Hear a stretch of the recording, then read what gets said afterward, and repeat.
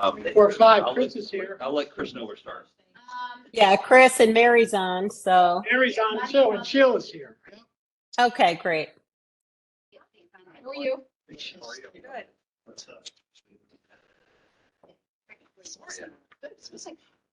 How are you?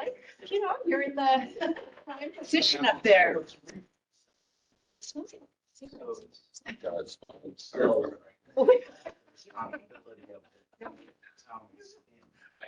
Oh, does that? Mary, I'm outgunned here. Okay, so Fair TV, are we ready? Yes, we're ready. Okay, good evening, everyone. This is Lori Charlton. It's March 27th, 2023. Want to welcome everyone to the Board of Finance budget hearing. I'll call the meeting to order and ask that we please all rise for the Pledge of Allegiance. I pledge allegiance to the flag of the United States of America and to the republic for which it stands, one nation, under God, indivisible, with liberty and justice for all. To the members of the public, this is this board's last budget hearing to complete our deliberations and our review on follow-up items from previous meetings prior to our vote. We will be meeting this Thursday, March 30th, to vote on the budget that will be recommended to the RTM. Members of the public who are joining the meeting by phone or WebEx, please know that you're muted and will not be heard by board members, and there will be no live public comment this evening. Residents are encouraged to send comments and questions on the budget to the following email, bof@fairfieldct.org. If you do so, please remember to include your name and address in your email as you would with live public comment, and please do so before the scheduled vote on March 30th. Same thing. Tonight's agenda includes a couple of matters that came up in the course of our previous hearings, namely the treatment of a FEMA grant the town was recently notified of that reimburses us for COVID expenses that were previously incurred by Fairfield Public Schools. And another matter is the compensation of the town clerk. In addition to those items, we will discuss a number of other matters related to the budget that arose from additional information received by the administration since the budget book was prepared, and/or follow-ups from questions by board members. So let's go ahead and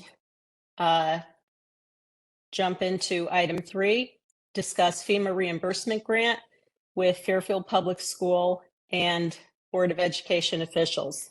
Can I have a motion to put this item before us? Mr. DeWitt, seconded by Mr. Curley. Thank you.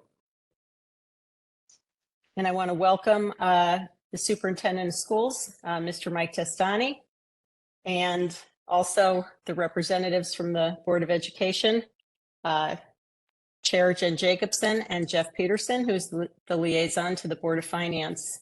Thank you for attending tonight. We appreciate it. So just as a quick reminder to the public and perhaps the board, this issue originally, I believe, came up in the first Select Woman's address on the budget hearing. She immediately after the budget book was prepared and right before it was presented to the Board of Selectmen, we became aware of a $350,000 grant from FEMA that was awarded to the town. And so there was some discussion during the night that we had our hearing with the Board of Education officials about how that might be treated and how that money might be reflected and in which budget year. So Mr. Testani, and again, the Board of Ed officials were kind enough to come here. They, as I understand it, have not met to finalize this matter, but Mr. Testani, I believe, is going to take us through what his request will be to his board, and we can ask any questions that we like. So I don't know who wants to start, but I will turn it over to you guys. Well, at this point, as you mentioned, we haven't had a formal discussion around how the reimbursement funds will be utilized. Obviously, we don't want to build a fiscal cliff, so they will be used for one-time purchases. There has been some discussion around how we would address some facilities concerns that are on our list of items that need to be addressed. Some of those things being school security items like cameras and infrastructure related to our camera system that we've been having some discussions around over the last several months since my arrival here in Fairfield and our facilities folks. We've engaged some outside folks to come in, do an evaluation of our system and possibly get more up to date in the technology of today's current security with schools and buildings. So that's where we're at technically. That has not been formally brought to the board, but those are some informal discussions that we've had. Obviously, these are some big ticket items that would quickly exhaust the reimbursement funds from FEMA, but it would not create a fiscal cliff that we would need to address in future budgets. Okay, thank you, Mr. Testani. And just before I open it up to the board for questions, were you, can you clarify or do you know if you would intend to use those funds in the current fiscal year or ask that they be carried forward to next fiscal year?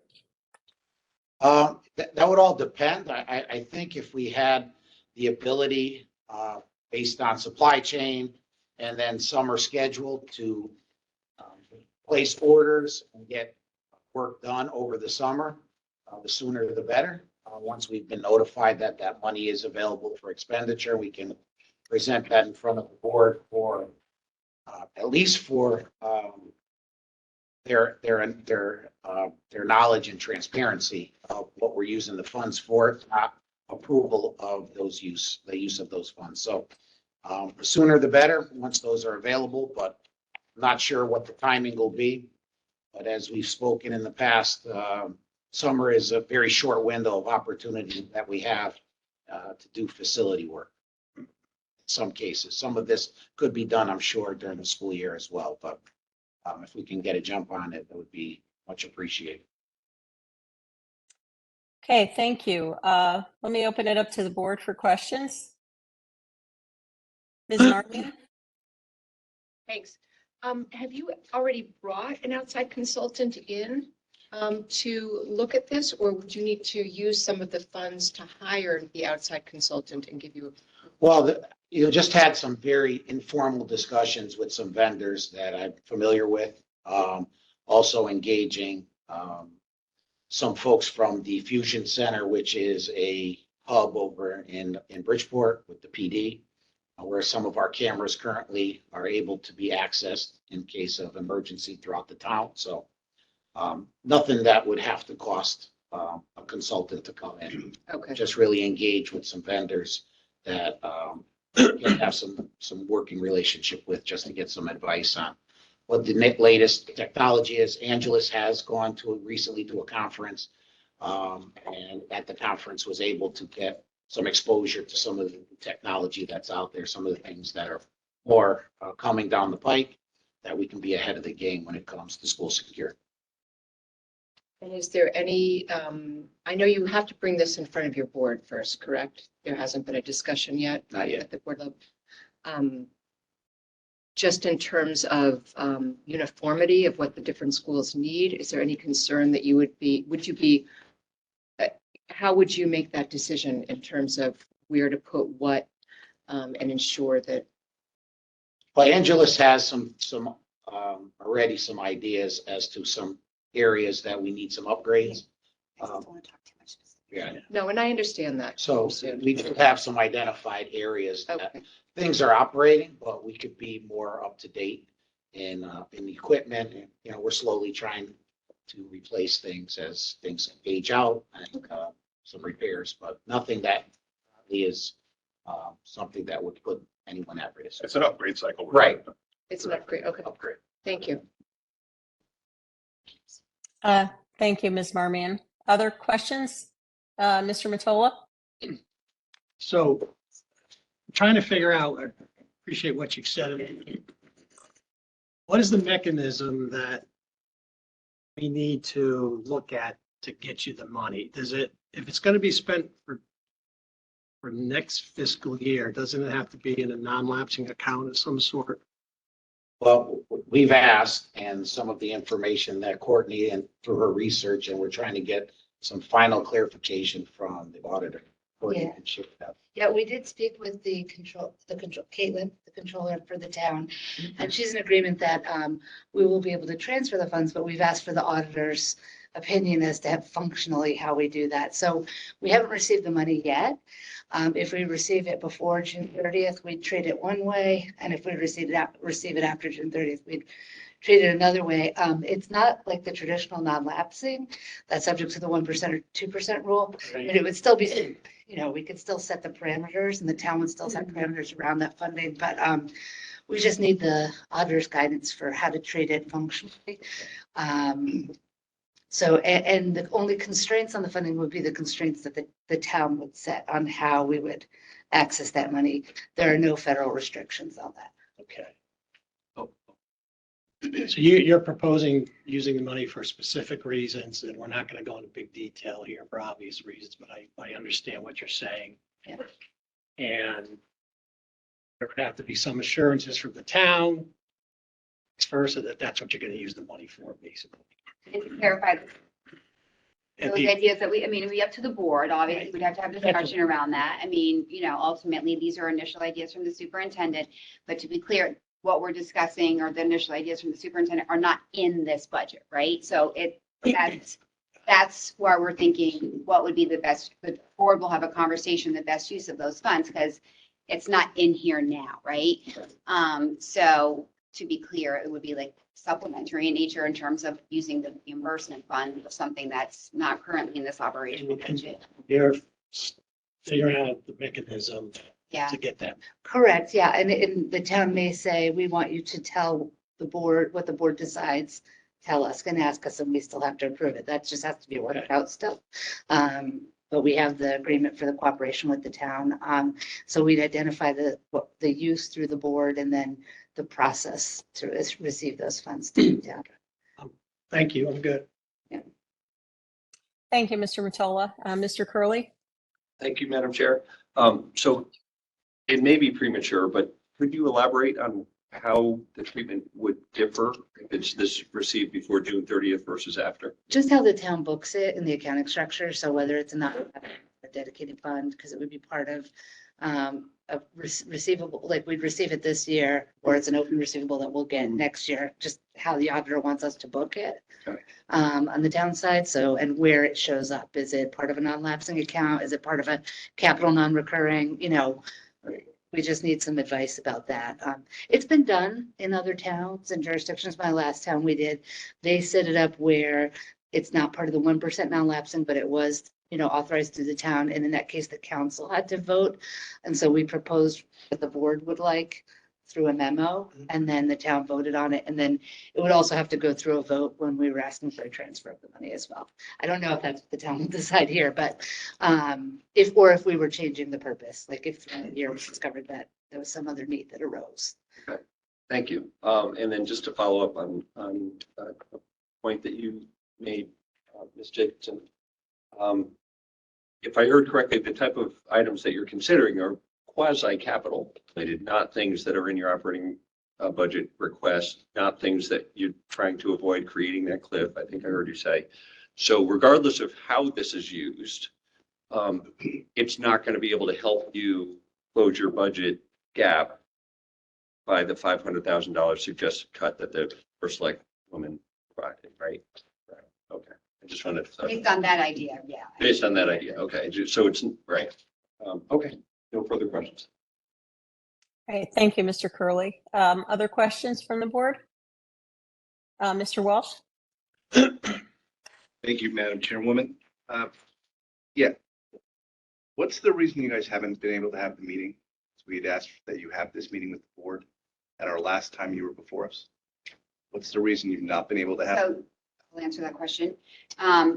We did not have a meeting. You asked us to have a meeting on that when we were with you before with the budget, but in order to have a conversation with the board on this, we were still waiting for obviously other information to be coming in and to convene a special meeting of the board on this. We needed more information on the functionality and mechanics, which we don't even have yet really today. And also, as chair, if I'm going to bring an idea to the board and call a special meeting for that, it would be helpful to have a consensus of this body in terms of what I'm bringing to them. So I know that you had mentioned, a non-lapsing account, but that might not be the thing. So once we have detail about what it is that we're doing, then obviously we would have a conversation. But Mr. Testani has shared with the board initial ideas. Okay. I was interested in non-lapsing account because I thought I heard the first select woman say that this money would be used for the fiscal year 24 budget. This budget that's right here, right? Did everybody else hear that? Yes. Okay. Yeah. That doesn't seem to be what you're planning anymore, correct? You guys seem to be diverging from that because you're saying that, at least I said that the stuff that you want to spend it on is not contained in this budget book, correct? Correct. So you're not going to use it on this budget, correct? Well, we haven't had the discussion. But Well, based on those You're ideas, saying no, and she's saying we The have. recommendation would Right, be the not to recommendation, we have- use it. The recommendation would be on one-time purchases, but the board may think differently. I'm not quite sure what they're going to say, but my intention is not to create a cliff. Well, I don't know how is a cliff created? Please explain to me, how is a cliff created if we're going to have a non-lapsing account just to be able to use the money to spend on the fiscal year 24, your fiscal year 24 budget? Because everything in here, nothing would be creating a cliff for. Because this would be the budget book. Well, there are things in there that would create a cliff. If we're paying for someone's salary, that would create a cliff. When I built budget and we built the budget, we had no information regarding FEMA reimbursement. So the initial ask was for that budget, that funding increase, so that we can operate the school district in 23-24. FEMA reimbursement was something that we were made aware of after the budget was presented and approved by the board. It's going to be a non-repeating income source. Okay, but in a way, the income source is still always the same. It's the town of Fairfield taxpayers. That's the funding source. That's 100% the funding source. Because here's what I'm getting, here's what I don't understand about this whole process is last year's budget, you got every single thing you want, every single dollar, right? We were not cut, that's correct. Yep, you got every single dollar you requested, including all the stuff from COVID materials that you then applied for this grant for, correct? that Am I was the year missing before. something? Yes, you are. What? Yes, you are missing something. Okay. What you are missing is that these are, so just a little history lesson for anyone who doesn't remember or on the call. These actual dollars came from the fiscal year 2020, the 1920 school year. When shut down, town has big surplus, we had surplus, right? And that's where the non-lapsing account came into being from the fiscal year 20 budget to be expended in fiscal year 21. If you recall, we had $1.5 million worth of maintenance and about $1 million. So what happens is, and I think this is where Mr. Tassani might be going to in terms of the cliff, is the next year, that's fine for that year, but what happens is that because it's in non-lapsing over here, everybody remembers the whole, right? The whole for fiscal year 22. So what happens is that that's great. We had the non-lapsing account. We could purchase the PPE and the sanitizer and all the things that this money actually paid for. But what happens is the following year, you end up with a hole. Because you remember the hole, right? Yes, Fiscal year 22. I remember the whole. And we were cut that Yep. year, $2 million, and the hole was 2.5. Okay. It was, But what I don't understand is this is a reimbursement of money that the town of Fairfield taxpayers paid. That's who paid it. Every taxpayer in this town, commercial and residential, paid for all of that material. And now we're getting a reimbursement from a federal agency. So I'm not understanding how that comes back to the Board of Ed. It's almost like, The $350,000 that you didn't get to spend over here because you had to buy the PPE and the sanitizer, right? now you can spend the $350,000 on things that may not have been done, deferred, the supply chain, all of those things that happen, right? You're right, the taxpayer did pay the $350,000. Now the feds are saying, okay, Fairfield, here's the money back for those masks, Yeah. sanitizers, Yeah. and disinfectant. So the money that you already paid can now go to the things that you didn't get to do that year. Or to the maintenance line item. Most of that was maintenance, right? It Yeah. came from the maintenance classification. Yeah, So So what that's maintenance, helpful. what delayed maintenance are you paying? Are you proposing to be paid? No, I'm saying, I think. Then what you we're- you could only pay then deferred maintenance. You shouldn't be going into new programs or new things. We're not we're not Yes. proposing new programs and new things. We're proposing, in this case, an upgrade cycle that we would have eventually come to you to ask for anyway. What about the deferred maintenance that was done back then that you're saying that you took money for to pay for sanitizer, masks and other things? Well, that was under the MOU for the non-lapsing account. Okay, so that we paid for that too, right? The Fairfield tax dollars paid for that. Correct. In that particular case, yes. Okay. So in that particular case, it did. Do you want to see? So I'm still getting confused on how the we've taxpayer paid for it and the taxpayer isn't getting it back into like our general fund or something else. Can I just say, I don't know that we're necessarily advocating for a cut that's offset with a transfer. I don't think we initially proposed that at the Board of Ed. I do think we put forward a budget that we thought was, fully funding all of our needs for next year. And we had a process that the Board of Education put that forward after some back and forth conversations. Then we found out about the FEMA money and the first select woman asked us to think about it in a way that I think, or asked the town to think about it in a way that if we were able to earmark this money towards you, would this make it a little bit easier in the budget cycle? And I think we answered, well, we'll always, take that additional money. We put forward a budget that we thought was our best budget. That said, every year we have major maintenance projects. We have a certain amount of money that we set aside for we have a multi-year plan, that's a town plan to maintain the school facilities. That's scrutinized really closely in partnership with the town. And so anything we'd be proposing would be, when we had the hole or the cliff or the hole, whatever you want to call it, that dug into some of that money because that year there were new and unique needs. So whenever you build a budget, you're looking at last year and you're saying, okay, am I doing the standard 2.5%? Are we steady, going with this inflation? Is it fluctuating a little? In our major maintenance, we're assuming that we're not doing everything today. We have a plan and we have a steady plan. So when we dip, that's hard for us because to build from a taxpayer perspective, to build back when you had a dip from 2 years ago is challenging to do. So in this sense, we all like what Mrs. Jacobson said and Mr. Peterson said and Mr. Tassani said, we have that list of capital projects that are part of Board of Ed expense that are not part of the capital waterfall that is part of the overall bonded capital that these pieces are part of. So for example, when we go back to the table, would we cut tree cutting? Maybe we'd have to, 150K in our budget right now. The environmental change is happening such that we can't keep pace with the tree cutting. So we set it aside in its own line.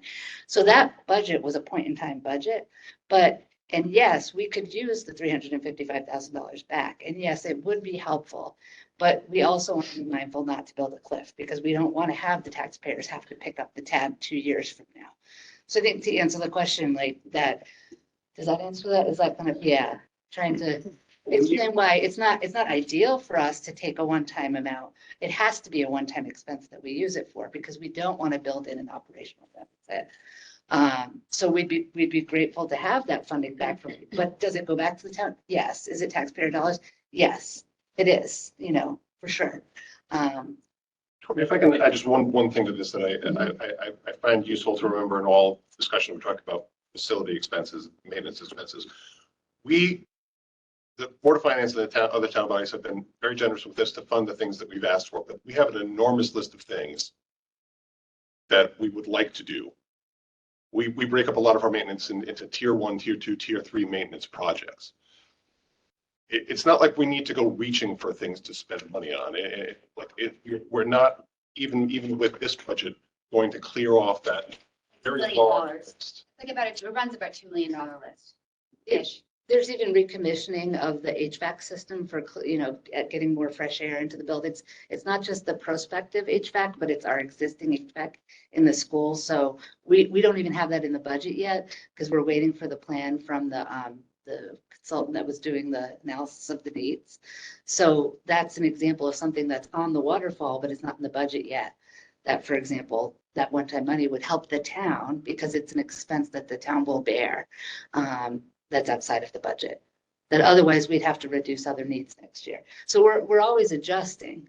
This is a point in time budget. We're always adjusting based on the priority with consultation with the board and then presenting to the. And I agree with you. Yeah. It was taxpayer money. Yeah. Taxpayer money that was approved to go to the Board of Education. Mhm. I highly doubt, though, in that year's approval, any of the line items included face mask, sanitizer, PPE, yeah.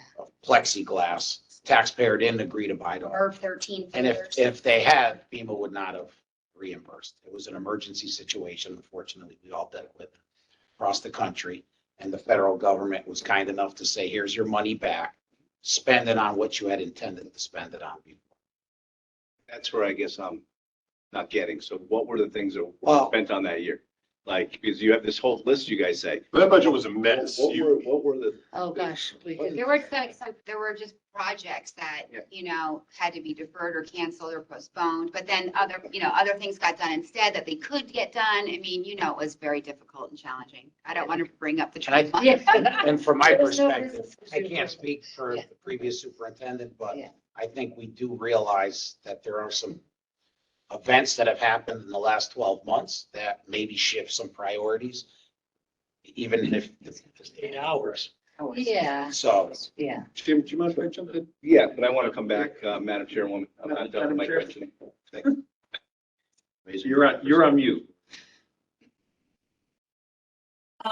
Mr. DeWitt, did you have your hand up first? Hard to tell. Thank you, Madam Chair.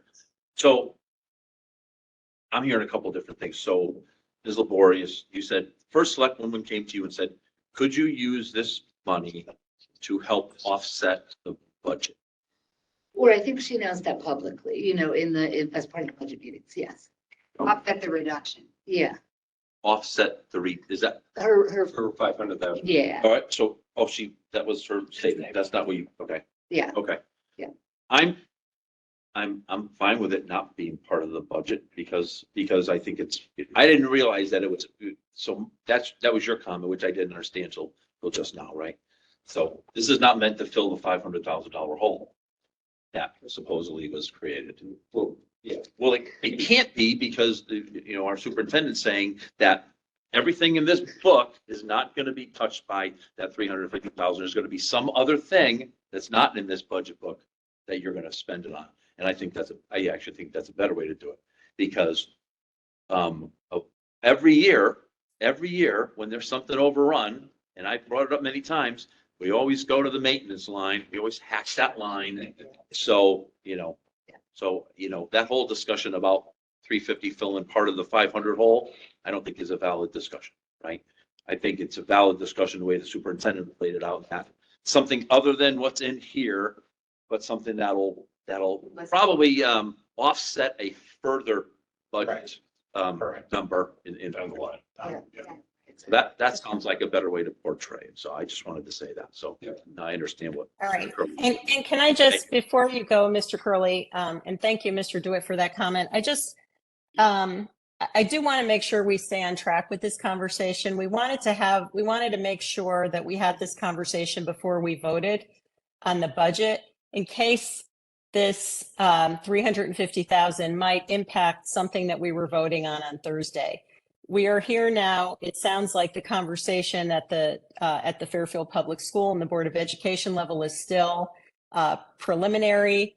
The Board of Education may or may not agree with what Mr. Testani is putting forward. And so I just do want to be careful that we don't take up a lot of time speculating on things that are not necessary to discuss this evening if they're not going to affect the budget. I think the potential to affect the budget and therefore the reason to have the conversation this evening would be to the extent, A, we intended to use this money to fill a hole in the operating budget next year, or we intended to use this money and then cut the budget next year, something like that. But it doesn't sound like that's what we're talking about. So I do want to give everybody a chance to ask their questions, but I just, it sounds like we are really preliminary here. So maybe, to the extent some of this, we can't come to a conclusion tonight, it might be helpful to revisit this at another time after the Board of Education has met. So let me just put that out there, but then quickly, Well,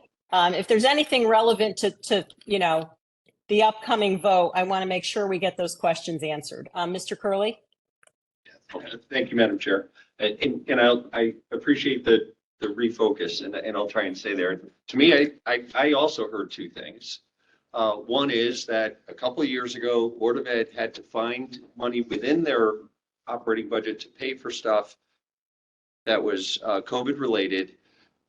Rightfully, you asked questions about what did you not spend money on? I think that makes sense. And Mr. Testani, you talked about not wanting to create a cliff, so it makes sense to go back to either that deferred maintenance list or capital list to spend the money there. What I also heard, though, to the point that you raised, is that the first select woman did mention publicly that she thought this 350 could go towards helping to close the $500,000 challenge that she's proposing in terms of a cut to your budget. So relevant to Thursday's vote, Madam Chair, I think to the extent that this $350,000 is going back to the town, if the town decides not to push it back to the Board of Ed and just hold on to it, the way to follow the spirit of what the first select woman suggested is to not fully cut by 500,000, but to cut 150,000 to leave the 350 equivalent in the operating budget so that you guys have that available next year. I'm not saying that's what I'm supporting. I'm not suggesting that that's what this board do, but that to me would align the spirit of what the first select woman suggested with getting this money into their operating budget for next year. That's relevant. Yeah. No, yeah, and thank you. I appreciate that, Mr. Curley. I think, though, if we were going to have that conversation, we would also have to acknowledge that there are some other estimates that have changed in the Board of Education budget. I think the insurance came back more favorable, for example, at least as far as we know now. So, but I hear you, that is relevant to the budget discussion. So if we can focus this discussion on anything that might affect Thursday's vote, I appreciate that, and that's helpful. Mr. Walsh? Yeah, so, because when we went through your budget, it became apparent to me that you guys were basically with some of the estimates that you had that night. Even with the first select woman's $500,000 cut, I left that saying you guys were flush with cash because she had cut 500,000. There was 350,000 that we were talking about possibly dropping into a non-lapsing account to be able to be used for fiscal year 24. And you had the $500,000 for the insurance quote that had come back more favorable by $500,000. So when I'm looking at that, I'm seeing 500,000 plus 350 is 850 minus the $500,000 cut. You're still up by 350. That's the way I was looking at it. And that's why I thought we were going to go to a non-lapsing account so that we didn't have to put an additional any more money into this budget. Is anything changed that you know of that puts stress on your budget that has changed since the last time that full night we met that you know about? No. So it appears to me, then I just want to correct my misunderstanding that if you have a $500,000 savings, what looks like in your insurance, and you have a $500,000 cut by the first select woman, they equal out. You're going to be able to do everything that you wanted to do in this book, correct? Yes. Okay. Well, as of a point in time, so utility rates and things like that, we still. Waiting out the rates on. Yep. Everything that we know as of today. As of should be today. Covered with the budget that we have set forth. Yeah. Yeah, and that's what we got to vote on the 30th. So, right. Okay. So to me, I'm feeling confident. if something changes, like the insurance number goes the other way again, I think that we could revisit the 350 and doing a non-lapsing account. Have that cover whatever, or at least 350,000, up to Yeah, so 350,000. my understanding that we're discussing just 350 and tonight, Yes, so the 350 would be used, as we talked about, upon approval for one-time cost, work maintenance, however. The $500,000 cut reduction, we'll say, not cut, reduction, and the insurance numbers are totally separate. Well, I'm not even, just to clarify, the reason we're having you here discussing this tonight is because we are voting on your budget in 2 nights, Yeah. in 2 days. Gotcha. 3 days, whatever. So we want to make sure we're clear on all the moving parts, whether it's this 350 or something else, so that we make an informed decision. So Okay. All right, thank you. Mr. DeWitt, did you have a question? Yeah, I want to be clear on 2 things. One, I was not here for the Board of Ed budget meeting. I did listen to it. I did not nor recollect the first select woman saying, I'm taking it on the word of whoever made That that was statement. her, So, her presentation. okay. I don't recall it that way, but that's doesn't mean she didn't say. I just want to be clear about that. But second, Madam Chair, my line of questioning was to get exactly where you wanted to get, which is this is a next year budget issue as far as I'm concerned, right? And like the superintendent just said, the 500 reduction and any health insurance, any other stuff is a this year thing. And this thing we're talking about, if the board agrees with your recommendation, is a next year budget thing. So as far as I'm concerned, I don't know why I think we've got all the data. we I think need it to would kind of just, put out. so for Mr. DeWitt, thank you for your summary. I think it would just be helpful for us to be able to share information with the board when we do have this concession. What is it that you guys are raising for us to do? We are waiting from the auditors to find out technically, mechanically, how this can operate, since it's a reimbursement item. So it's not the typical non-lapsing account matter, how that operates. So we do need to wait for that. But it just would be helpful to me, and Mr. Peterson, please jump in here, that if we're going to bring the board together to have a conversation around this, what is the information that we can share with them around what the Board of Finance is thinking? We're going to have a lot of the same questions that you're Right. asking here. Right. Yeah. So It's- I mean, if we transfer, I don't care what money it is, from the town to the Board of Ed, right, which is all this is gonna be. I don't know why we need a non-lapsing account, to be perfectly honest with you. Why wouldn't it? between 2 different years you do.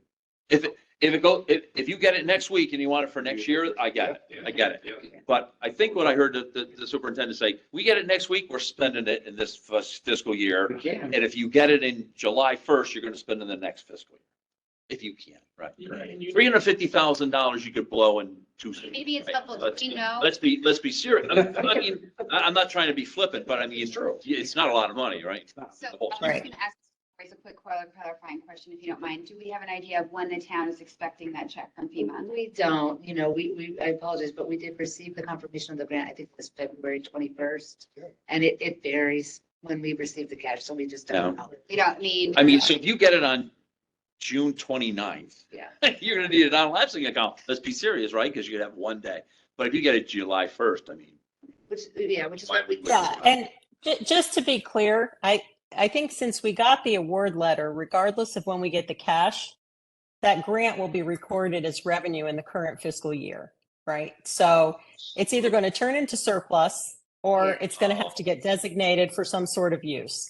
And so I think what we've established is that it's not going to affect anything in the budget that we're voting on Thursday. And I appreciate Mr. Curley's comments and Mr. Walsh's comments, because I think that clears it up for everybody. And so, and Mr. Testani, I appreciate your proposal. It makes sense. These monies were originally budgeted and paid by the taxpayers for the 2020 budget. They ended up getting put in a non-lapsing account. They got carried forward. Instead of being spent on maintenance or whatever, they were spent on PPE, et cetera. In 2021, we're getting a reimbursement back. So this is part of a catch up. These are one-time items. They will not affect not create a cliff. If they're handled that way, they will not impact the operating budget. They will just give you a chance to do some maintenance that you had not, I'll say non-capital maintenance or non-waterfall maintenance that was not otherwise budgeted. So I think if that's where we are, as long as everybody's okay with, what they've heard, and this is not going to affect the budget vote on Thursday in any way. Hopefully, is there any other questions? Because otherwise, I think we can move on with this item. Mr. Walsh? I guess it's the finance department. I presume that the money, when it comes in, will be a surplus, go in the fund balance basically and become a surplus for this fiscal year 23. And that this Correct. board would still have a say in what happens to that money. So despite what the first select woman said about what she wanted to do with it, it's really up to us. Yeah. And we'll have a whole nother bite of that apple later on. Yes. Madam Chair, that's a follow-up question because there's been reference to it several times. The health insurance reduction, because we haven't heard anything in the finance department about it. Can you go into some more detail about what that is? Because I think that does have an impact on the FY24 budget. Sure, yeah. Yeah. So, And Courtney, I mean, to just be clear though, do you have a final number on health insurance at this point, or have you just heard favorable news at this point? preliminary, so, yeah, just to answer your question, is that okay? Jill? Yes, please. Oh, okay. So when we budget through the Connecticut Partnership Plan, they provide a preliminary rate, or the preliminary rate was initially between 9 to 11%. It was adjusted, then it was 8 to 10% on the premium, increase on the premium. And so we budgeted at 10%. We got some updated information. I can't remember the date now. It was end of February, that it's looking more like 7.1%. So that would yield upwards of about $500,000 of savings. They don't finalize the rates until well into our budget process. So it's always been a challenge, but they've pushed the preliminary assessment up. So we have a better handle on what their number could be. But last year, we ran into the issue where we were told, I think 8%, I can't remember. And then it was as high as 11. We or don't 12. usually find out until deep into April. Yeah. So That's kind of great. right before the RTM. No, I mean, it's great news. Is there like a formal letter, email or something that the comptroller did with you that you can? So no, it's from, it's from the comptroller's office. It's from the Office of Insurance, like the health insurance office and Yeah. the state partnership plan. And it's just a preliminary, but yes, I can forward the preliminary letter. They did not give us the final rates yet. Like I said, they don't do that until well into April. Okay. Yeah, like. Yeah, if you could send it, that'd be great. Okay, sure. Thank you. That sounds positive. All right. Yeah, Yeah. It's great news. I mean, for all the news that's been out about what those insurance rates might be, it's a pleasant surprise to hear the 7.1%. Okay. All right. I want to thank everyone for their questions. Are we set on this item? Okay. Yes. And I want to thank Mr. Testani, Mr. Peterson, Ms. Jacobson, Ms. Laborious. Thank you for coming tonight. Just ask a And question, Michelle. yes. Question. Mhm. So what is the consensus or the direction from this body to share with my body? Meaning my So I board? think there's probably no We just wait consensus. until it comes. Yeah, we didn't take a sense of the body. I think what I would do is get some clarity from your board on what the ask is going to be, because I think, I don't know if it was Mr. DeWitt or Mr. Walsh, but someone said it right. As currently the way this is going to come in is it's going to come in as a surplus on the town side.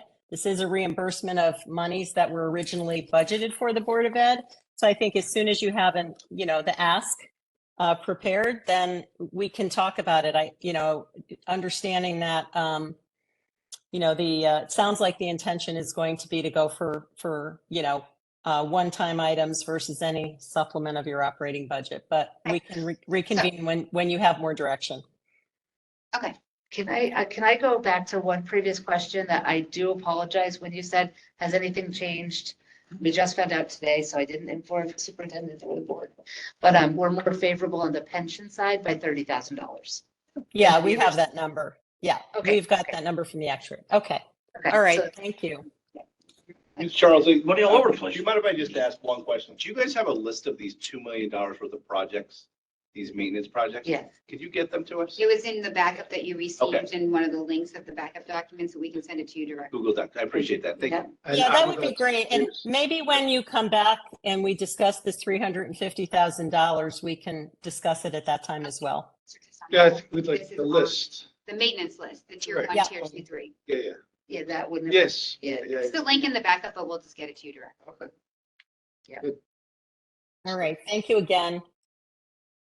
Thank you all. Purpose of Thanks. getting Thank you. questions till it's like confusion. All right. Jen, Appreciate you it. got And got that much, so don't quote me on the number. It's a lot, there's 208 questions, so we'll send you the Yeah. link to the. Thank you, everyone. Thank you. Thank you. Okay, so we're going to move on to item 4 to hear, consider, and act upon the salary of the town clerk. Can I have a motion to put this item before us? Mr. DeWitt, seconded by Mr. Matola. Okay, so just quick background on this item. The town clerk is a department head, but as we all know, is also an elected official.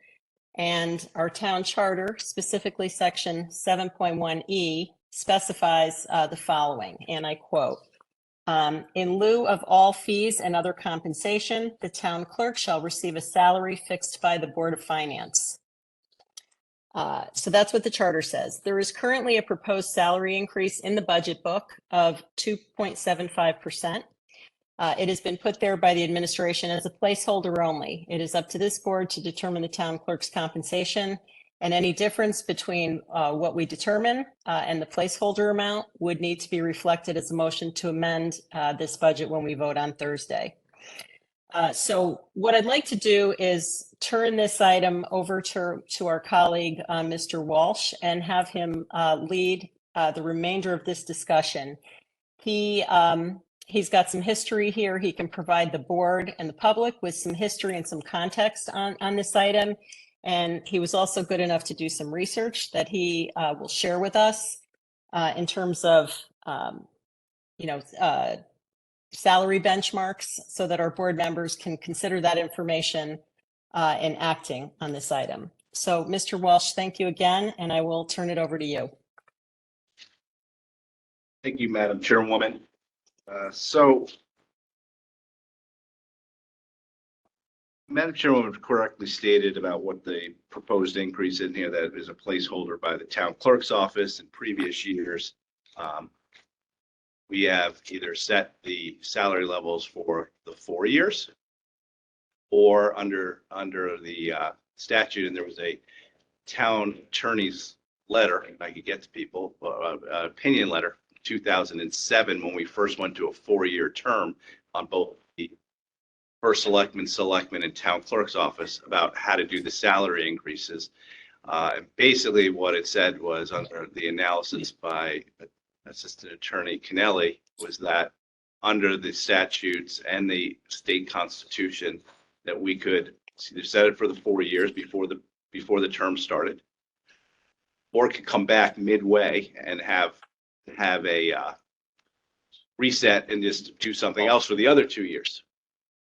But I will tell you, and I'll talk to you about the salary survey in a second, and Ms. Charlton, your and I conversation, the question becomes like, Ms. Charlton correctly stated, well, should we set it for 2 years or 4 years?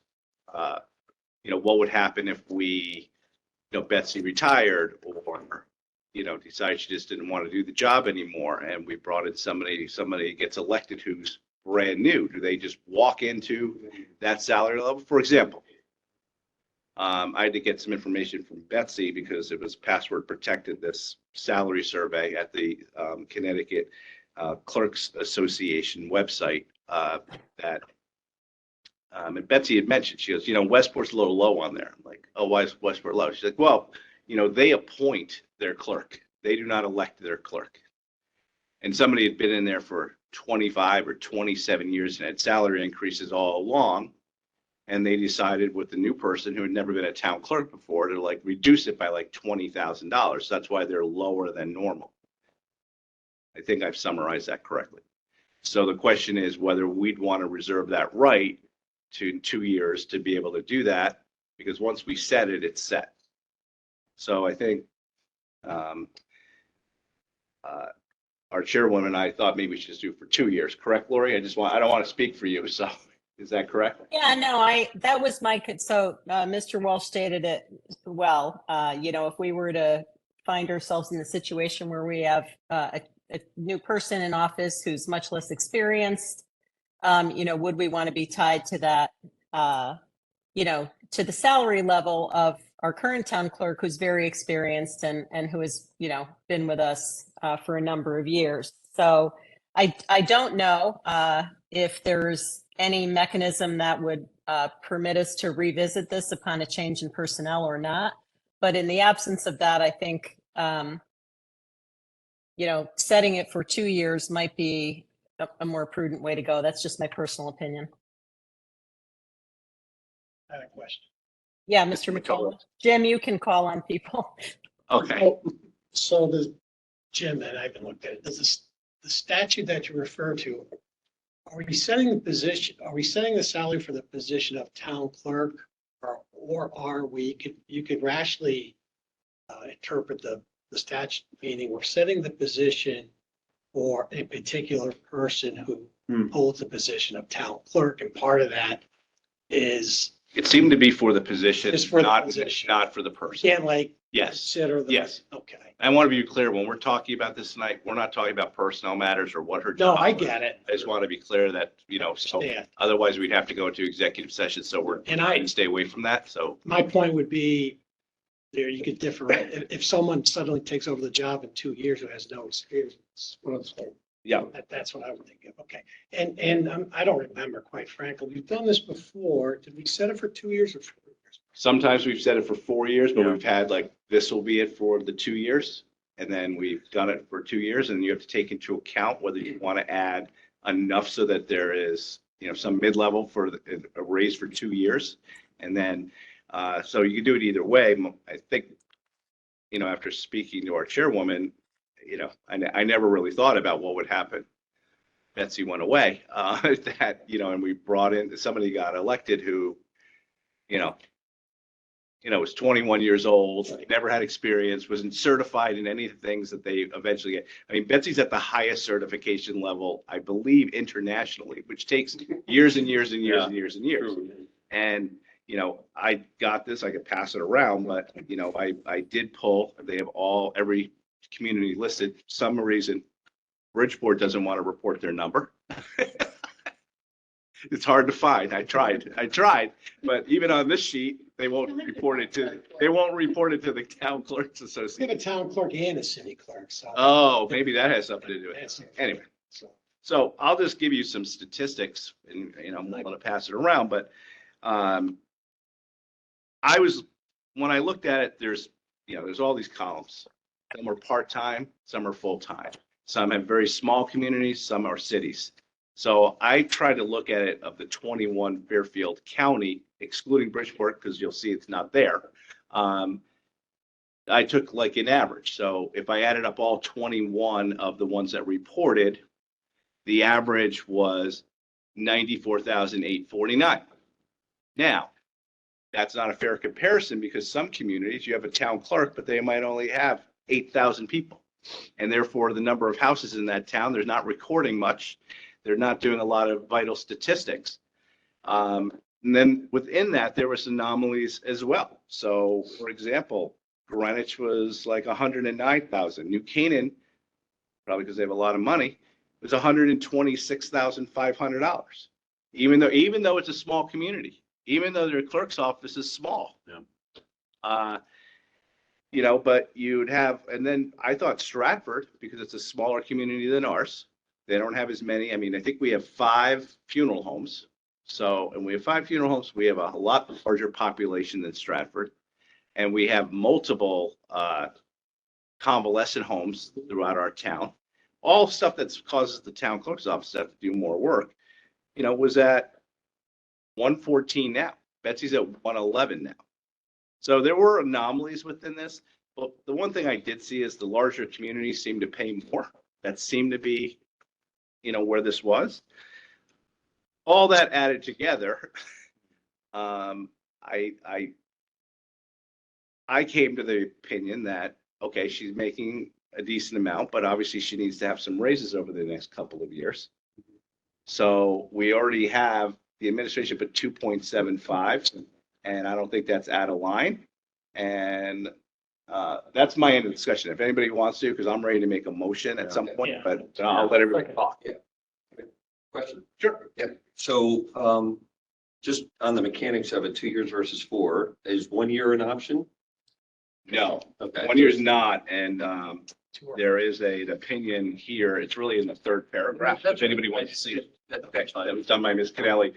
And this was referred because that was the first year it went to 4 years. Like, how do we set it over 4 years? Because everybody was so used to having to do it every 2 years. That's why we had the election All right, follow-up question.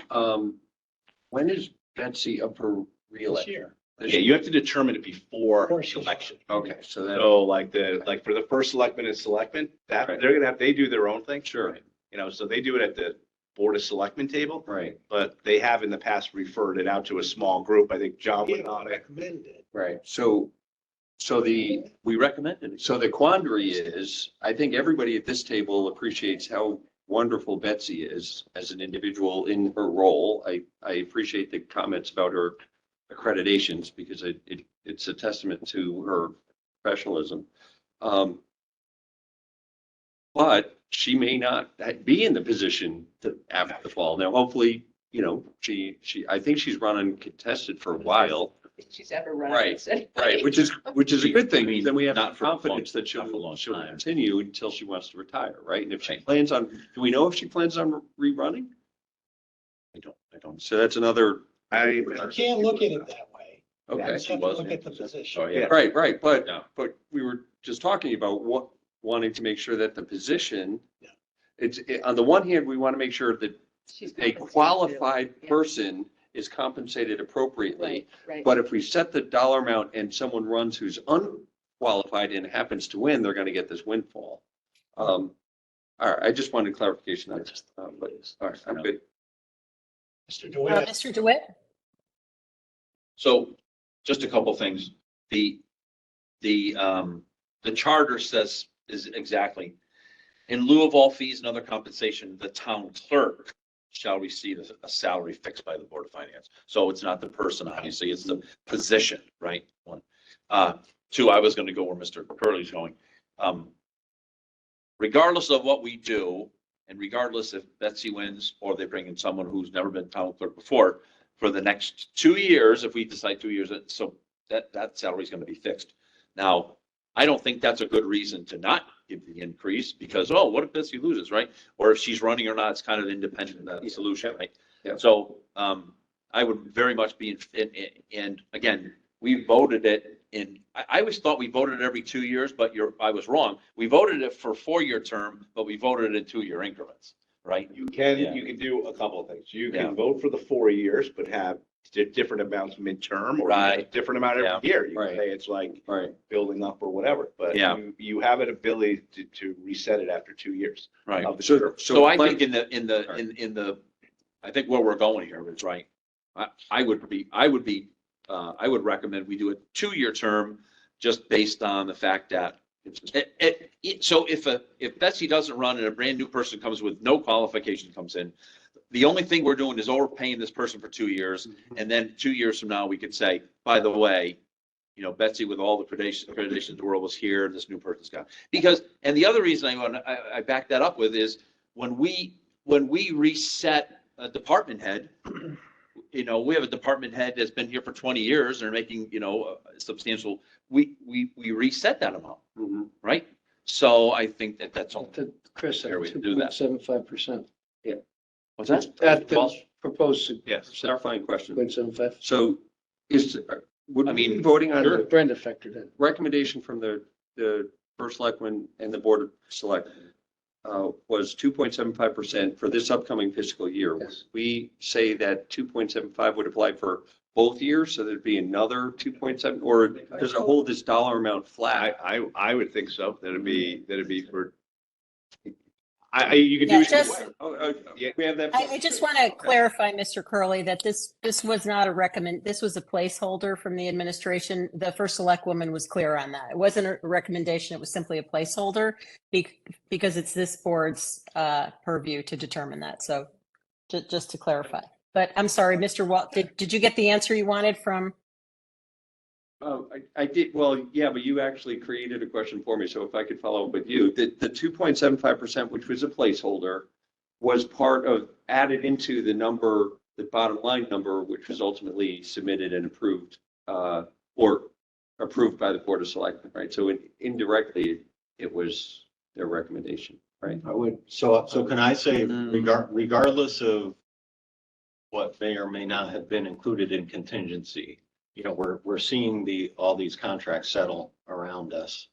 And I know that the police department, their contract settled at 2.75. But aside from The that, police did? yes, They got 275 per year? the police got 275 for the last year. I can tell you what it is, but not for every year. Right, not for every year, but definitely for the last year of their contract, but you know, regardless of what was put into contingency, I would, you know, we think it would be reasonable to be in line with other contracts that have settled, are settling, to be somewhere around 2.5%. I think that would be a more, What did PETA get? reasonable. Can you pull up some of these numbers so we can at least have a real Yeah. conversation? Just while I'm pulling them up, to be clear too, what we put into contingency isn't based on, I wouldn't say it's a recommendation because we're only one side of it. Our recommendation would be our proposal in the contract negotiations. What we put into contingency is just that. It's a contingency for the contract settlement, which includes two parties. So I would just. I do just want to be clear though, this increase for the town clerk, or this proposed increase, is not included in contingency. It's actually in the budget book, right? At least a recommendation. Right. Correct. The placeholder though, it's actually in the town clerk's budget. And the amount there is stated on the separate line item. So, that's not to say what the amount should or shouldn't be. I just don't want anybody to think that there's an amount in contingency to cover the increase we're voting on. There is not. This amount is actually already in the budget book. I just want to make sure that is. Well, and you can make sure, double check on page 46, what is listed there on the budget book is it shows the town clerk's salary going up from 108,214 to 111,190, and that is the 2.75% increase. So, we can. Suffices to say, if we do nothing, don't change the budget at all, 2.75% increase for the next 2 years will go into effect. We don't have to do anything. If we want to lower it or raise it, we have to do something. Correct. That's what's in the budget. What's rolling into the current budget numbers is 2.75%. But to your point from a few meetings ago, Mr. Walsh, you were saying that if we were to change this number, it would have to be a separate vote in executive session. Yeah, well, we're not going into executive session. I thought we were gonna have to go into executive session because sometimes we talk about contingency. So if we were gonna get involved in that, we were gonna have to go into executive session. And Yeah, since you're the not. vote will be public though. Either way, the vote will be public. Right, yeah, the vote's always public. Yeah. Whenever somebody makes a motion. Yeah. Understood. So nurses got 2.5% in 2024. Police got 2.75% per year, 23, 24, 25. Who did? What was us? Police. Police. Yeah. And what did PETA get? So PETA's contract only goes to the end of this fiscal year and they got 2.5 in 23. So you got 2. PETA got 2.5. Which others, Jared, do you have that go prospectively? Because PETA ends this year, right? So we have police going forward, and then what else? We're getting DPW. Yep. Wait, That's a good point though. Yeah. yeah, I mean, The only question I have, Jared, is she's a department head. Yeah. What are your department heads going to be going up? I thought we, last year, didn't we? 24? Yeah, Well, now we should probably go into executive session. to Okay. talk About that, if you want. Well, we can talk about what they got this year, for example, without doing that. So what was the average for the current year? 2.5. 2.5. Okay. Department heads, the average was 2.5. Except for the captain's got 2.75 there. Like they're. Police captains, yeah. in line with it, yeah.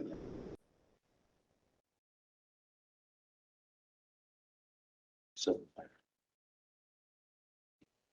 But that's a valid point. She's a department head.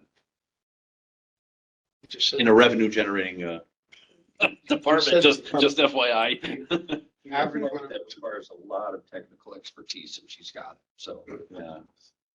And much to the point before, a lot of accreditation, a lot of schooling, a lot of, you know, some of the accreditation, she tells me, it's like every other year, she's got to attend classes. I mean, this is not, Isn't she president of the? yeah, she's like, Works Association? like in the United States. I mean, it's like some Yeah. big, Yeah. yeah, it's. She has a robe. Also with it. Spec- Spectrum, exactly. So DPW was also 2.5 and 24. She, what did Betsy get this past fiscal year? 2.5? With the other, well, We vote on it? No, she didn't get it with the other department because we would have vote on it. I could tell you, so. We voted on it. I was gonna say, I was gonna ask that. Amber. Go through what I have. Oh, 4 years. 2019 I to think we- 2020, 2.5%. 2020 to 2021, 2.5%. 21 to 22, 2.0%. 22 to 23, 2.0%. I think That's, the question I guess I have, and you're not being able to tell me, because I can't ask you about contingency. Right. You can't tell me what department heads are in contingency unless we go into executive Yeah, session. right. But one thing I do know is somehow, you guys are pretty smart guys. You put 2.75 in there. I mean, I don't have to be, you know, It's just a cushion. Listen, it's So, it's a budget number. I don't know. no motion to make. It's in there, right? Well, we still have to. rep- Unless you want to, you think a motion to only vote for a 2-year term? No, we still Yeah. have to do it. yeah. I agree. Because if we cut it or raise it, we do it on Thursday. yeah, we don't have to act tonight, right? We have to act It's in the tonight. budget. We don't have to. No, do it tonight. we, You know I what, think, Jordan? well, we may as well try to do it tonight if we can. That way we have a motion that we know the amount for on Thursday, rather than revisiting this and having to vote on Thursday, which is the night of our budget vote. So if we want to go into executive session, we can certainly do that. I'd probably recommend that we maybe push it toward the end of the meeting, just not to leave the dead time in this meeting for the public, but, That's fine. Dare I suggest that we just take a motion or send to the body or whatever, but I'm happy to I'm make. happy to do that. Yeah. Okay. I'm happy to do that. I think that, I'm just going to do some quick math here.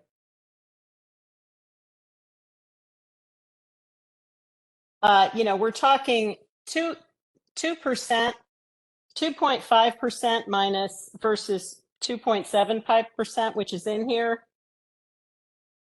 is like, $270. So I don't want to, I don't know how fine of a point we want to put on this, but Mr. Curley? Madam Chairman, may I make a motion? Sure. I move that this board approve a 2.75% increase for each of this upcoming and the following fiscal years to cover the 2-year period. And then it would come back to this board for a vote for the subsequent remaining 2-year term for the town clerk. Okay, do we have a second? Mr. DeWitt? Okay, any further discussion? Okay, all in favor? Aye. Aye, okay, looks to, There is, Yeah, there it is. Yep. Unanimous. yeah, unanimous. Thank you very much. All right, terrific. All right, thank you, everybody. Okay, so we're gonna move on. And again, can I just say thank you to Mr. Walsh for the work that he did on this? Yeah, Thanks thank for you. pulling the salary survey and getting all that information and the legal opinions. Greatly appreciated. All right, so we're going to move on to item 5, which is to discuss budget follow-up items. Frank and Jared put together some information that is, I think, going to be extremely helpful to all of us. There were a lot of numbers flying around, a lot of open questions, a lot of additional data that we received on various line items in the budget. So they have summarized sort of all the open items that we discussed on a sheet of paper that's in the backup. And, you know, I'm not sure how to characterize this. I don't think these are necessarily recommendations from the town. Some of them are administrative changes for sure. Things like OPEB and pension and insurance. These are just truing up amounts to, based on new information that's been received. And then there are other items on here that are just summarizing potential adjustments based on discussions that we have had thus far during our previous 5 meetings. So again, I want to thank them for pulling this together and keeping us organized. And Frank or Jared, I'm happy to turn it over to you to walk through this list. And maybe what we could do is, you know, attack each item one at a time, and then any discussion that or questions from the board, we can go from there on each item. Does that work? Yeah, so thanks, Madam Chair, especially for recognizing the, you know, the characterization of this list, because you guys are used to seeing something like this after it goes through one of the boards and seeing the changes that that board, the previous board had made. And so this is not that. This is just, these are items that are kind of open items, items that were left for follow-up. So it's not, you know, they aren't changes. They aren't recommendations from the administration. They are, you know, estimates of some things that remain open, as well as other things that, as you pointed out, Madam Chair, updates to some of the line items, updates based on what we've gotten from consultants. I think you phrased it well, options discussed. Options is a good way to put it. Right. And if we could, what I'd like to do, because it makes up a both, this looks like a really long list. A lot of the items on here are related to Park and Rec. And so if we could go through the Penfield and Burr items first, kind of clear the deck of those things, and we can, and I know Anthony is on the call, so he's here if there are any clarifications or any questions that need to be answered about specifics related to these. Well, if we could address those first, that would be great. That sounds great. Thank you. So, without further ado, I don't know if you want to start, or if you want Anthony to start and talk about Penfield and what the assumptions are. I believe the you know, what's in here in general, and again, there are a lot of line items, but is the alternative that was presented in the Board of Selectmen, not voted on, but was presented as backup to the hypothetical if Penfield were to remain open for the summer. And so I will pass it to Anthony. Looks ready to go, so maybe he can start and go into the details about it. And Anthony, before you go, I just want, because you may reference these, page 13 and page 14 have the backup that Anthony submitted for the Penfield contingency budget, in case he references any of that information. And then someone had asked a question about like the Burr Mansion P&L, and that's on page 4. I just included in the Q&A at the doc. So there's the detail there that he may reference. So I just want to make sure everybody knew where that was. Thank you.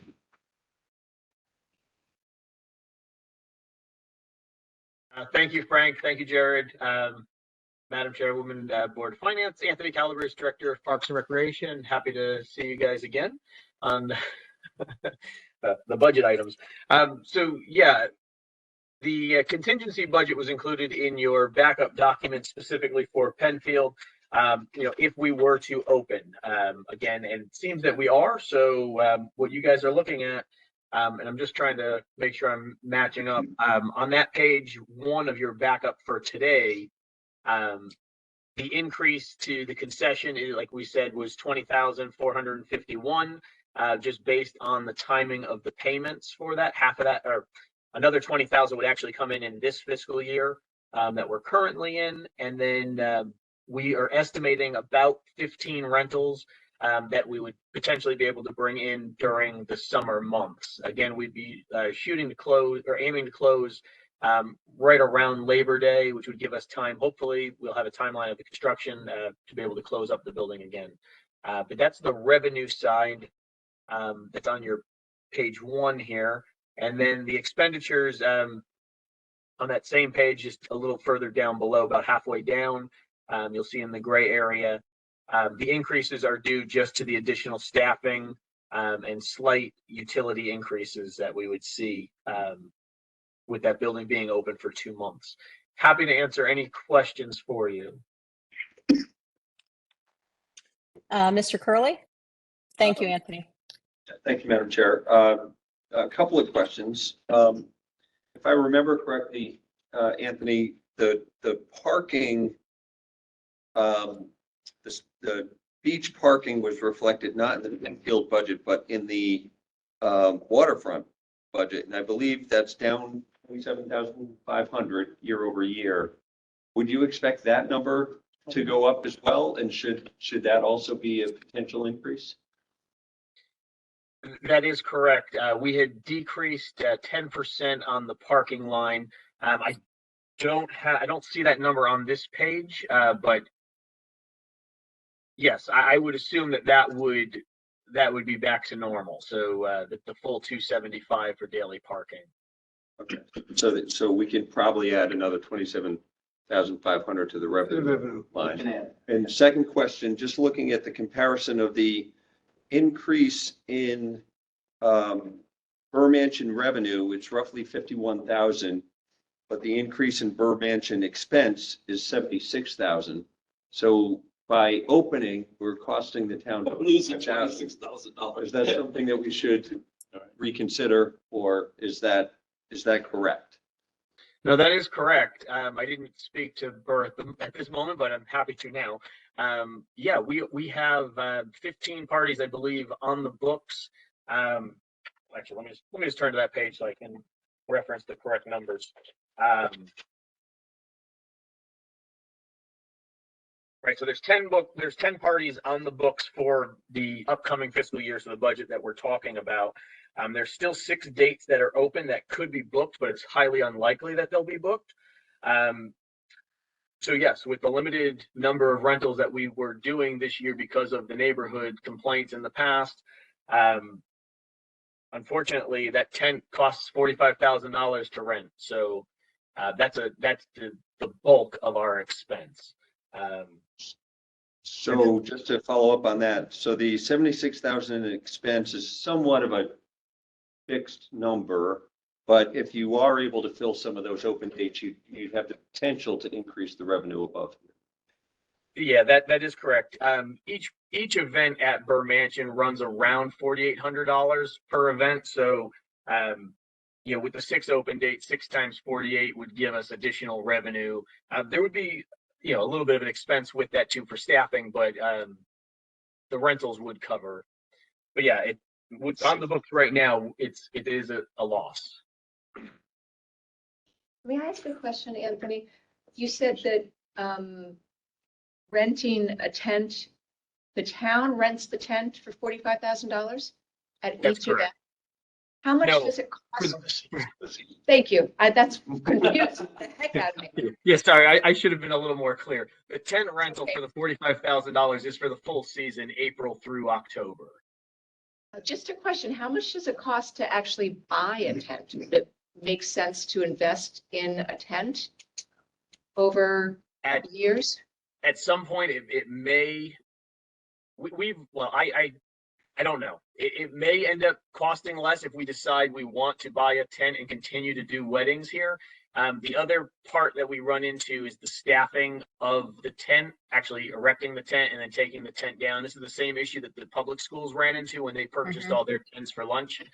Is the custodians and our DPW staff are not certified to put that tent up. So it ends up costing thousands of dollars to put the tent up and down. And in my brief conversations with the vendor that we use, he said it is far cheaper for you just to continue to rent it. However, we did have to go out to RFP, and this cost for the rental of the tent went up about $10,000 over last year. So, Thank you. yep, you're welcome. Thank you, Ms. Marman. Mr. Matola? Thank you. Hi, Anthony. 10 parties booked for fiscal year 24, 6 open dates, correct? That is correct. And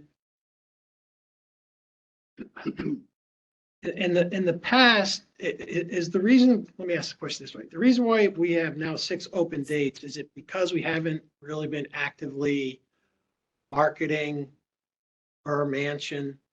Is that the reason? And I guess my other part of that question would be, have we ever had any difficulty booking out the Burr for a season, or has it usually been booked up for the season? Kind of a loaded question. So the town only took it over, as you know, last year, and there were 36 events that we ran last year. So that's really the only number I have to go off of. And then prior to that was, COVID. And, when I look at the museum's P&L from when they did it, they were averaging around 25 parties, which is, essentially what we have on the books for this calendar year. So I think this is a normal year, 25 events. Again, you're seeing 10 because the others are taking part in, this current budget that we're in. Again, when we look at it as a calendar year. Okay. So this isn't taking into consideration any events for next spring, right? Spring of 24, because I still have been told by the administration what they'd like to do with this building. So I haven't budgeted for that. Is the expense amount is just for what you have rented out, right? With exception to the tent. The tent would be for a full year. Again, half of that it gets paid over the year, so we don't pay the full 45 right up front. But over the course of the 2 budgets, it's 45,000, half and half. But yes, the staffing part only covers through October. I did not include a staffing cost for anything for the following spring. Okay. All right, thank you. You're welcome. Okay, so thank you, Mr. Matola. So, Mr. Calabrese, so basically we have sort of a full year of expense and half a year of revenue here, which is producing this loss. Okay. But typically we would have, if you had a full fiscal year of events, this would not be the case. Correct. Okay. Mr. DeWitt? Thank you. Mr. Calabrese, I just want to be 100% clear. The schedule the changes you're discussing in regards to Penfield are in 100% alignment with the Penfield plan that was settled, approved by the Board of Selectmen, the Board of Finance, and the RTM, correct? That is correct. Okay, Labor Day close. that's all I wanted to know. Close Labor Day. Oh, Labor Day, got it. Thank you. Labor Day. Mr. Walsh? Thanks for being here, Anthony. So you still have 6 open dates, and we may very well still be able to rent those out, correct? That's correct. So we still may generate a profit. Yeah, we could potentially bring in another 25,000 with those parties. Correct. Excellent. Renew your vows and rent. Okay, that's all I have. Thank you. Okay. Thank you, Mr. Walsh. Mr. Testani? Hey, Anthony, how are you? Okay. Just want to make sure you're not going through withdrawal because it's not even 8:30 yet. Want to make sure you're okay. The night's still young. Yeah, exactly. Don't say that too fast. The way that it's currently being marketed, so it sort of gets to Mr. Walsh's question a little bit, and we've all kind of been talking about it a little. So with these 6 open dates, how does the town, how do you, spread the word, so to speak, about Burr? How can we potentially get those 6 booked? Like, how does that get communicated now? And are there any plans to change it to try to mitigate a potential loss? So we are actively advertising, through our town website, our Parks and Rec Okay. website. That's my question. Yeah, we do get calls on Burr every day, but typically they're for a year or a year and a half in advance. They're not looking for dates this fall. Right, yeah, no, I understand. Typically. So again, not knowing what we're going to be doing in 24 really is kind of hamstringed my department on, what to do here. Would I love to Yeah, fill because- 6 dates? Absolutely. Yeah, okay. No, I just was curious. I mean, if you were able to get 6 people, how would you go about doing it? It's all Yeah. advertised to the website, right? Is what you're saying? Yeah, and yeah, I just want to reiterate again, I know I kind of created a stir last time I was before you guys talking about the noise ordinance, and I know the RTM, unfortunately, I wasn't listening to them tonight, is supposed to be speaking a little bit about the noise ordinance, but if that does pass in April, currently as written with plainly audible and talking about speakers and music, that essentially will shut the Burr Mansion down, and I will likely be refunding the parties that are on the events now. Again, it's pure So- speculation that it passes and that's what we'd have to do, but I don't know what their plan is, and I won't know probably until next month when they propose it. Assuming it passes, is that Correct. what you mean, right? Correct. Gotcha. Okay, very good. Yeah. Thank you. Thank you, Mr. Testani.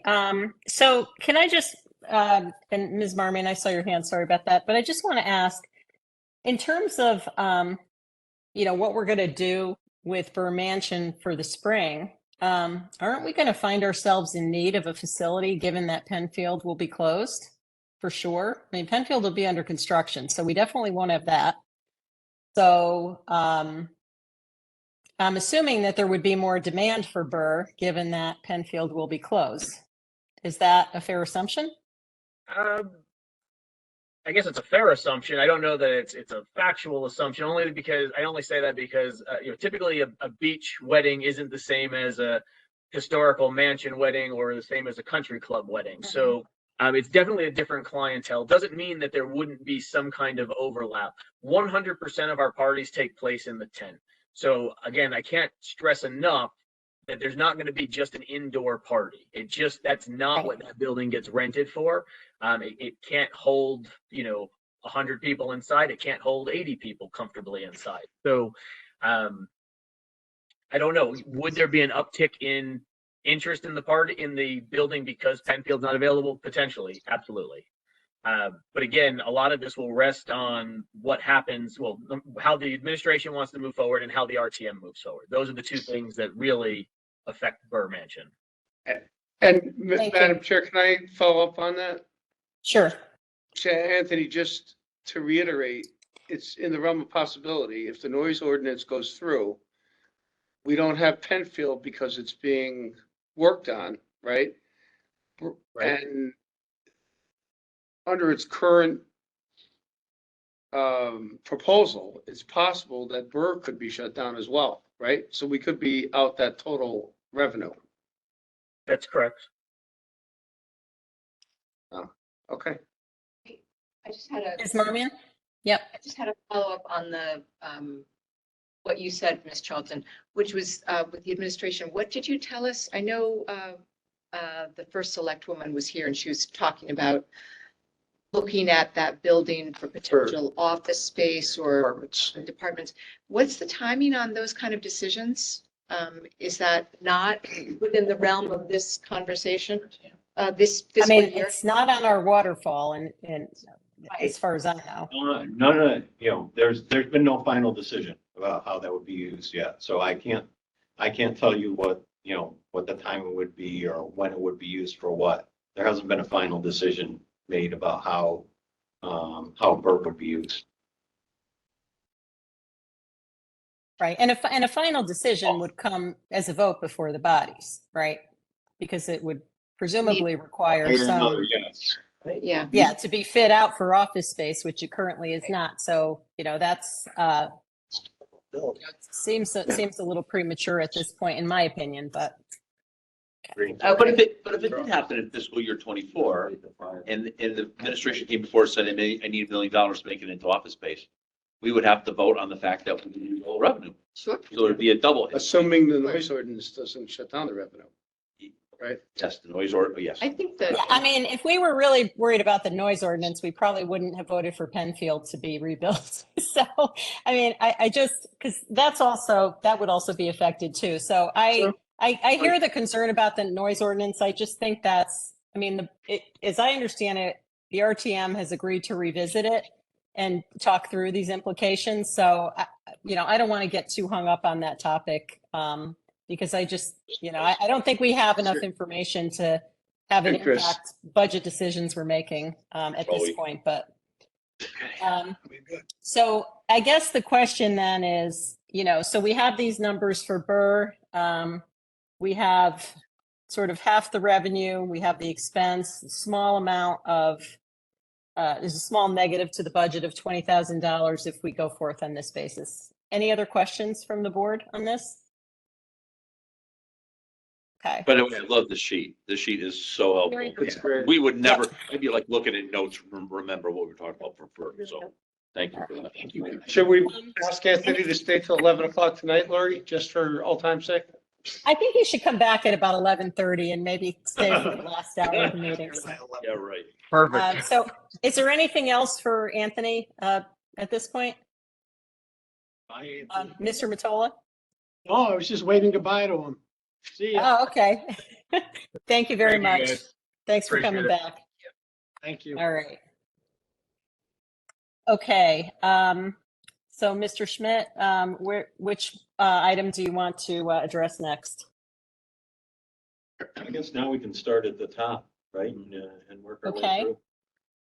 Dividend. Is Penfield, isn't it? Up was Penfield. Penfield's the top. Yes. I'm saying, yeah. Dividend and Dividend. The way down there. Gotcha. All right, so let's, so the first item after Penfield and Recreation is dividend and interest income. And I know there was a document that's been attached to the Google Sheet for a while, but I think the main question that came up around this item, or there were actually there's quite a bit of discussion around this item, but one of the things that we asked the administration to go back and look at was the money market account that's currently at M&T Bank. That was fluctuating anywhere from, I don't know, $40 to $90 million of a balance throughout the past year. And the initial version of the budget had not calculated any interest income on that money market. And, obviously in prior years, that might not have, amounted to much when rates were very low, but now we're in a different environment. So do you guys want to take us through this or reference the analysis that was done? So the page that I attached for the purpose of this discussion that kind of aggregates all the information from the other attachment it can be found on page 15. So there was another attachment, would have been in the March 22nd meeting, but it basically put into a graph the average daily balance of our depositories. And the way I developed that was I just took the data that M&T gave us and I just put it in a chart and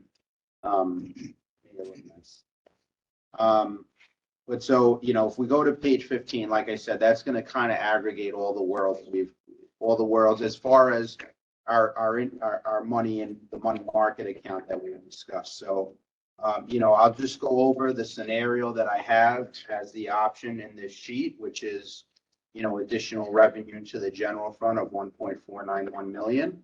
And then I can answer any questions about it. So, I'll start from the top and I'll start from the top of page 15 and work my way down. Common cash pool interest on average monthly balance, that's the 57.5 million that I referenced that we took from the M&T data. And if you put 3.5%, which is currently what we're receiving right now on that account, you'd be at 2,012 million. This board also mentioned, and it's also shown on this list of things that I have, an interest in, creating a transfer for the interest revenue on the WPCA fund balance. So the WPCA fund balance is approximately 14.9 million. 3.5% of that is about 521,500. If you take the 2.012 million and subtract the 521,500, you get the 1,491,204. And like I said, that's what is displayed in the scenario sheet that you have. Something to consider, and I put it in here for informational purposes, is if you go from the high to the low scenario on investment revenue, which is the 4.6 to the 4.13, you would go from, you would decrease your assumption in our fixed income scenario by 472,000. So if you go from the high to low scenario and you net that out of whatever you're going to increase your interest income for depositories for, you could go to the 1,019,204. Like I said, what I have in the sheet is the 1,491,204. This kind of lays out the scenario for our money in the money market fund, and I put, if we assume 3% or 2.5%, the sheet that we have provided from our investment advisor is just snipped out and placed below this, so everybody could reference what we had in our original estimate and understand that. That's all I have for the presentation purposes, and I can let you discuss or ask any questions. And just if I could add to that, so the budget and the increases in the budget on the spending side, and the ability to pay for them are next year are heavily dependent upon this. There are very, very large increases in investment income, and so I'm a little bit concerned about that and how that plays out into the following years and the out years, and whether, obviously we're not going to continue that trend of being able to produce that kind of revenue growth in investment income, but can we even, will we be able to hold it there? And so, under the scenario that's in the sheet that Frank did, as he mentioned, that's assuming 3.5% on the money market account. Can we do that? I don't know. It looks pretty good right now, but who knows what's going to happen over the next 12 to 15 months. And so, I just want to be cautious about adding more dependence on investment income into this budget, not knowing how it's going to play out, not only in next year's budget, but in years after that. And, if we underestimate this, the worst thing that happens is we end up with surplus. More lucky. Not a Okay, horrible hang on. situation. General fund, yeah. Yeah, So, okay. I just wanted to give the big picture on that. Yeah, no, that's, and I think everybody wants to be cautious on this, so I appreciate that, Mr. Schmidt. I think, can I just, before I turn it over to the board, can I just ask, just make sure we all have the background on a couple of things. So right now, this money, and that's a lot of money in M&T Bank, I have to say, $57 million average balance. Does the town intend to keep that level of money in the M&T money market, or have we considered, using the STIF, or how, or, is this in fact the administration's plan to just use M&T's money market for these funds over the next 12 months? The way I look at it as, whether it's the money market account at M&T or STIF, kind of use them interchangeably to a certain extent. Does the STIF have a higher rate than the 3.5%, I guess is what I'm asking? Currently, yes. Yep. Okay, and what is the STIF rate right now? I think the STIF rate is somewhere around 4, maybe a little bit above 4. Okay, all right, that's good to know. Only because, again, and I'm not suggesting that we, that we're here trying to, solely maximize interest income, but I do, just in terms of, whether we're being conservative or whether we're being reasonable in these estimates, it just did want to understand that, because as I said, we've gone down a path this year of, concentrating a bunch of investments at Janney. And now we have quite a bit of money concentrated at another regional bank here. So M&T. So it's a lot of money. So, and given that, I think, and I'm just talking here. I'm not trying to draw any conclusions, but I think that the lowest balance I saw last year in our money market was 40 million-ish. Is that right? Something like that? Yeah, look, but it sounds about right. Okay. Yeah, And then I guess one other background question, if I could, before I turn it over to the board. If we were to use the STIF, or if I don't even know if we could use it, how liquid is the STIF? I mean, can we, how quickly can we get our money in and out of there? Certainly within 24 hours. Okay, so it's just as basically almost as liquid as having the money in the bank. We just have to transfer it into our bank account. Okay. Almost. All right. Thank you. All right. Let me open it up to the board. Mr. DeWitt? Yeah, my question on the chart here. It says first selectwoman proposed. Did the first selectwoman propose an additional 4.5 million on whatever that number was to start with, or was that the original recommendation? No, what was in the budget was 4.5 million. Okay, so that's the budget. Okay. Yeah. Right. So basically, that's what she recommended, and the Board of Selectmen did change. So if we make a change, we'll be the one making the change. Yes, there was no change. Okay. There was, yeah, there was. Okay, got it. And Yeah, so I wanna, that 4.5 million is just the Janney portportfolio, to be clear. yeah. Zero on the Yeah. money. That's what I thought. So thank you for clarifying. And I want to, I just want to, comment on Mr. Schmidt's I also think this is a big number, really big number. And I appreciate you're asking us to, to proceed with caution here. I'm with you. The upside to this is we shoot low and get extra money at the end of the year. I mean, I don't know. I think that might be a more prudent approach to this, to be perfectly honest with you.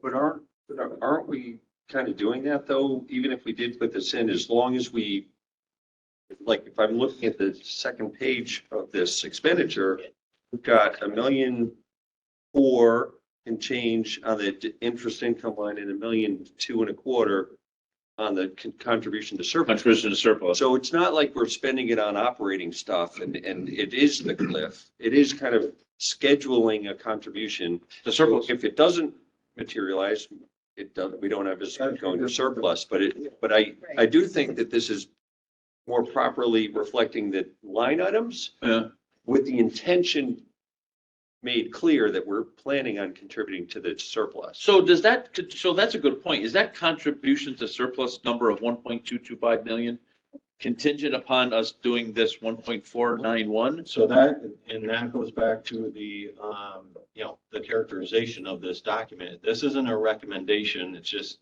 there was conversation about what you do with fund balance.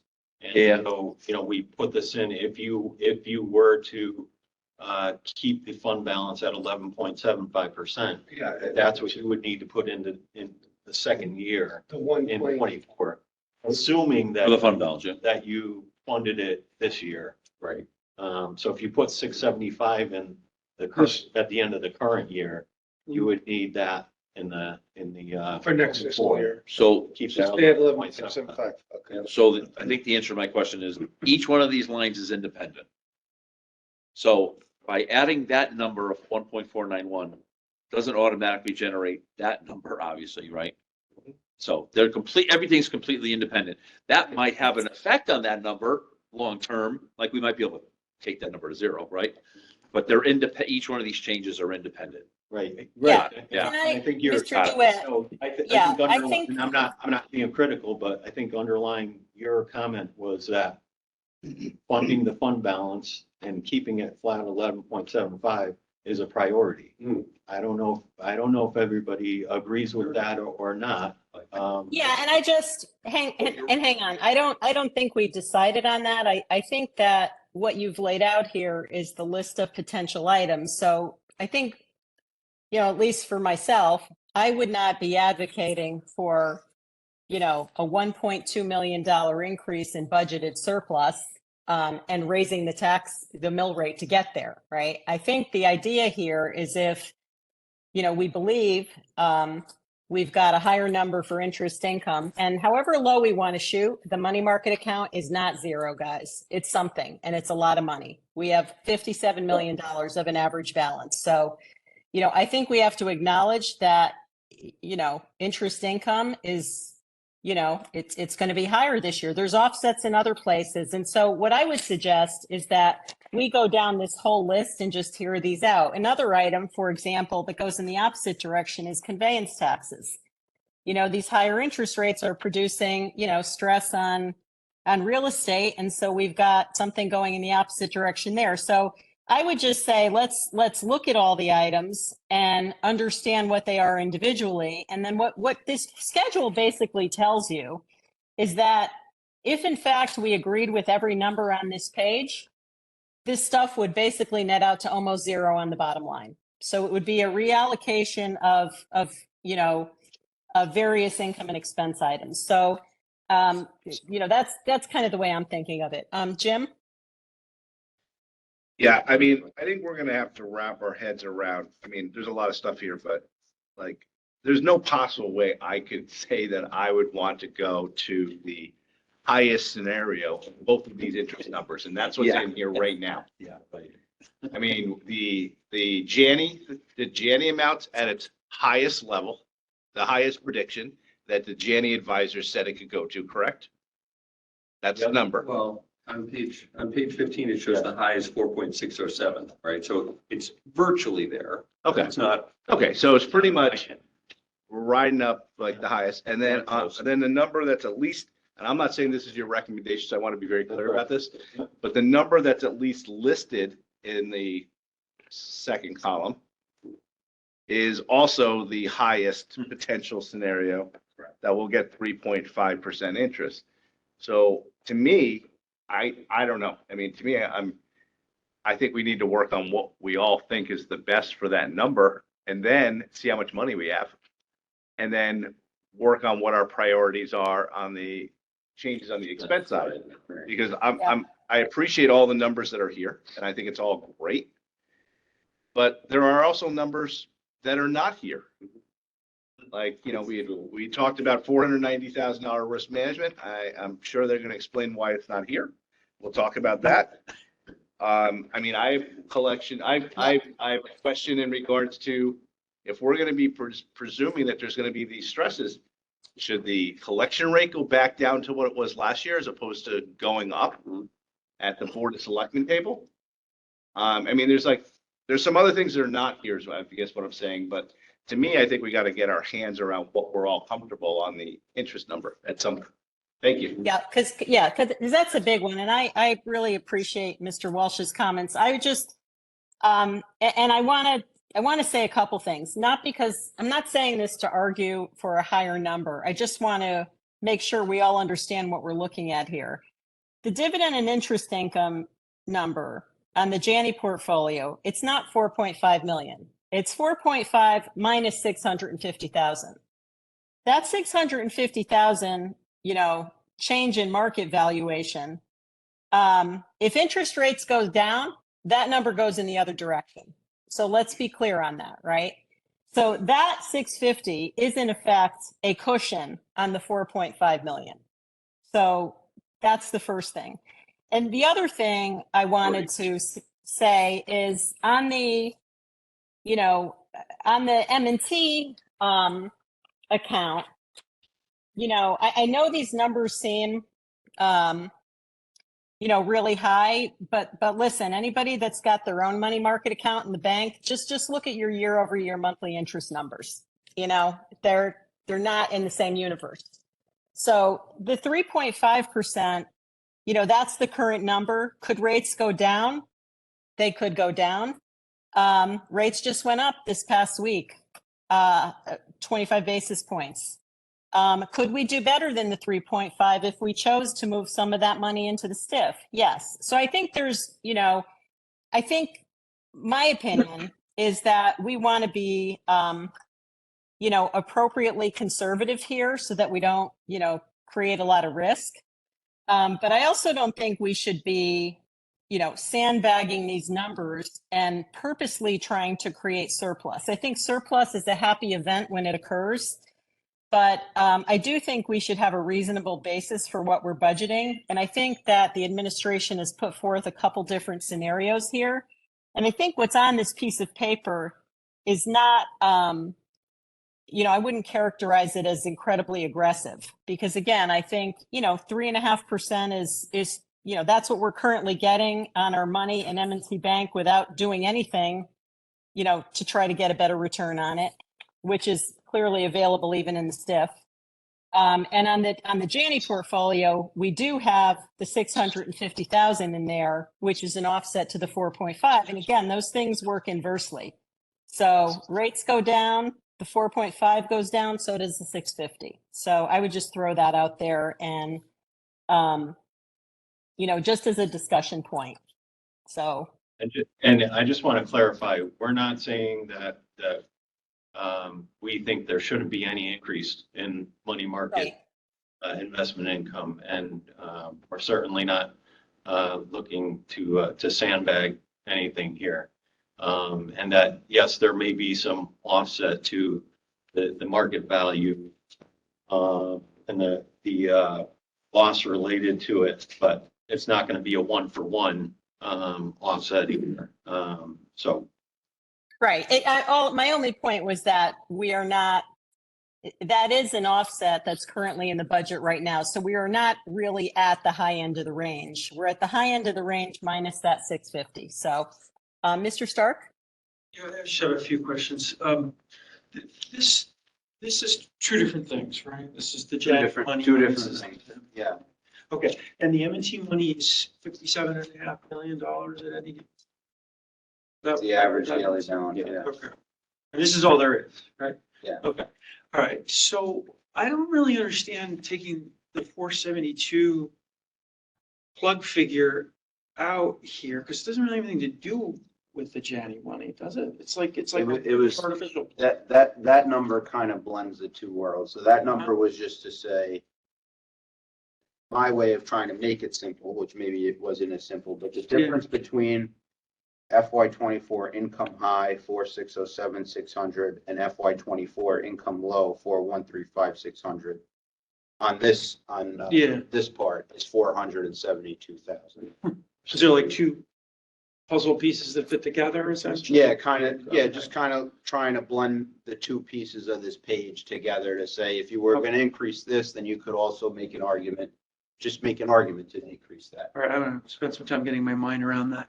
Right, then and I just want to expand on that a little bit. When we first went over these numbers, we included the higher level, the higher range of what Janney was recommending. Yeah. In part because we weren't including anything. We weren't including any revenue from the money market account. So, though it wasn't a specific calculation to say, all right, it's worth $472,000. There was consideration that we're going to take the higher number because we knew we weren't including any revenue. Okay, and then do you know exactly what the M&T money is invested in? Is it any kind of a specific money market fund that goes by a particular name or? I don't know the answer. I'd have to look into that more. Or do they tend to buy a particular duration treasury? It's really hard to know what would happen to these portfolios without knowing that. We have this, we we talk about rates in quotes, but it's a bit of a fallacy, right? The Fed funds raised rates last week by 25 basis points, but the 1 month treasury is down 50 basis points in 2 weeks. Which is painful, actually, if you're running a book whose costs are more denominated by the federal funds rate, and you're investing in treasuries. You just took a 24 basis point hit in the past week in your spread, from personal experience. So if there's any way to get more granularity on like what are, it can be as specific as you want it to be, but like, if they're in like specific funds that go by particular names, like the Vanguard 1 month treasury fund or something, like, just be helpful to know, so we can sort of see what they're, how realistic these assumptions are. So. Okay. That's all. Right, thank you. And can I just follow up on one thing Mr. Stark asked? So we have the two buckets here, the Janney of 102 million and the average money market account balance of 57 million. But the current portfolio, the current bond portfolio we have, as I recall, is not 102 million. The Janney number, it's about 113 million.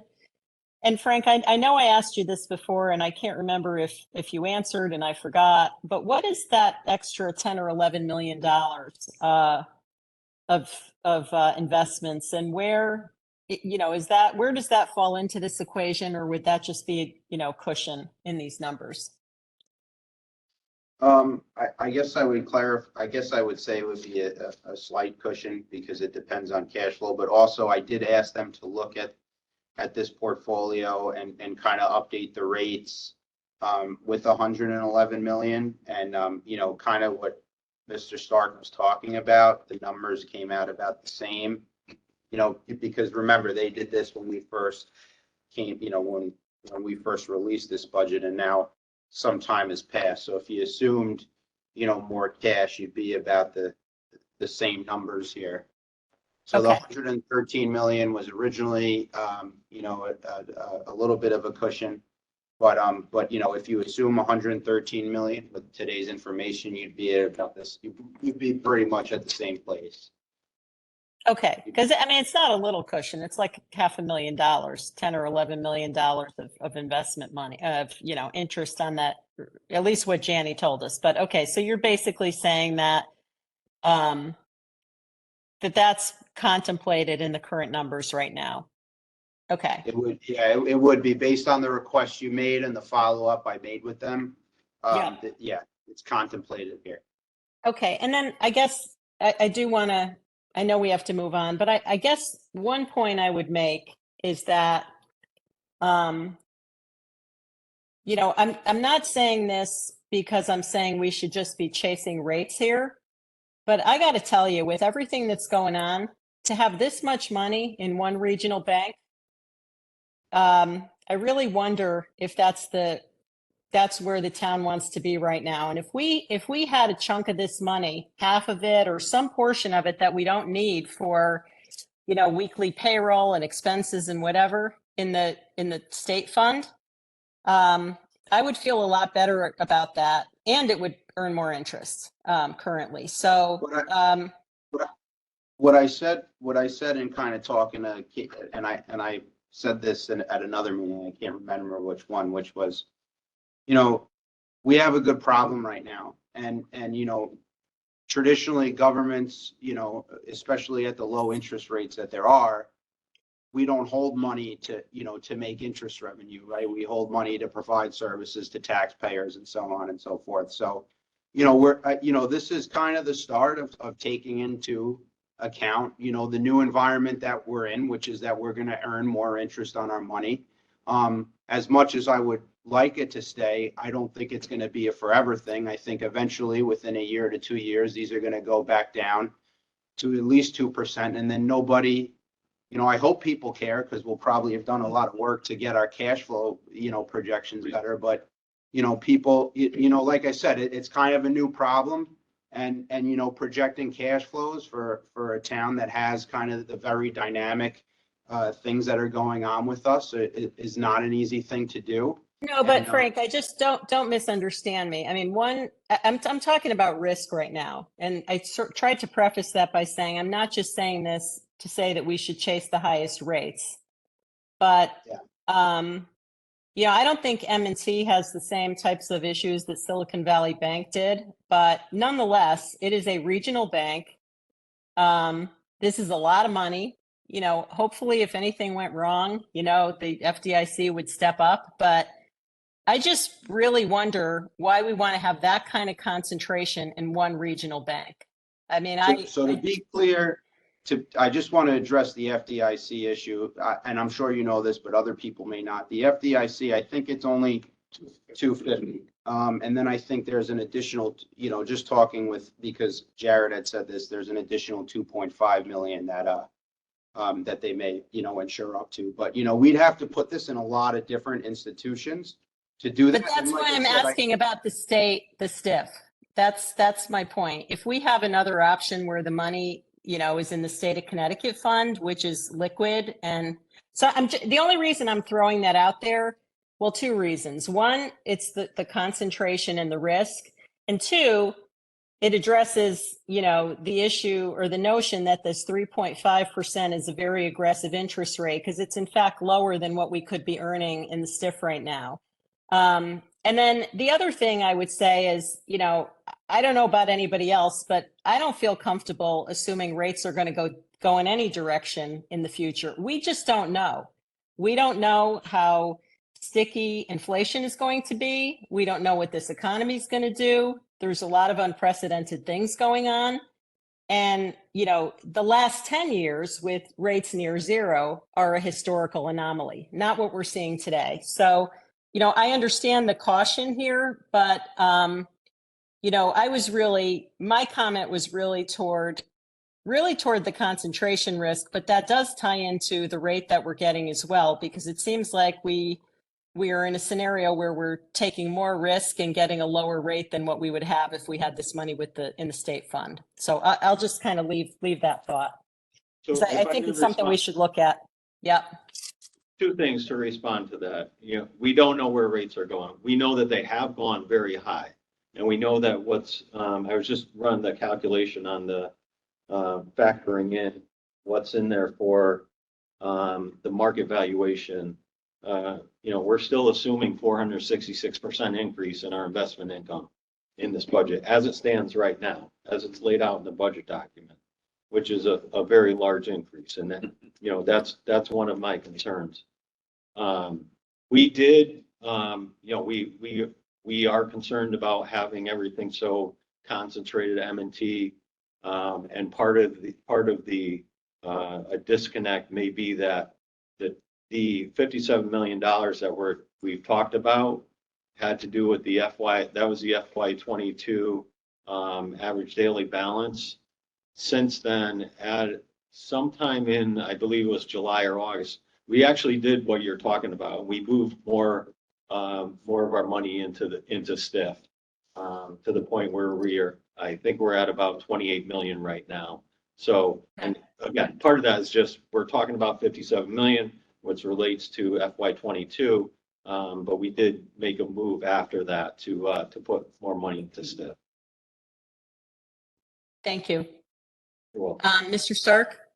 Yeah, I mean, pending the answer to the question I asked before, I was just thinking if you just assume 3.5% on everything, both Janney and M&T, you'd get 5.58 million minus the 521,000 for the WPCA and end up with about 5.06 blended. It's just a thought. That would seem prudent to me. You know, you'd save the taxpayer a little bit on the mill rate, but also probably end up with a little bit more money for the general fund. And then on the deposit diversification, I mean, nobody's saying put it in 20 different bank accounts at $250,000 each, but maybe 2 or 3 bank accounts is an idea. That said, a question you can probably answer for us very easily with if you call the bank is this money's probably swept out every night. It's not actually held at anything. And I think I pointed this out at last week's meeting. if you had deposits on Silicon Valley Bank that were swept out to money markets, you weren't in any trouble when the bank failed. But you have to verify that. That's all. Actually, it's an interesting point because I actually read the opposite. The money that was swept out, it was, so depositors in Silicon Valley Bank, thought they had a, BlackRock money market fund or whatever, but they didn't. It was swept out. And so it was the bank that had that, and they had an interest in the bank's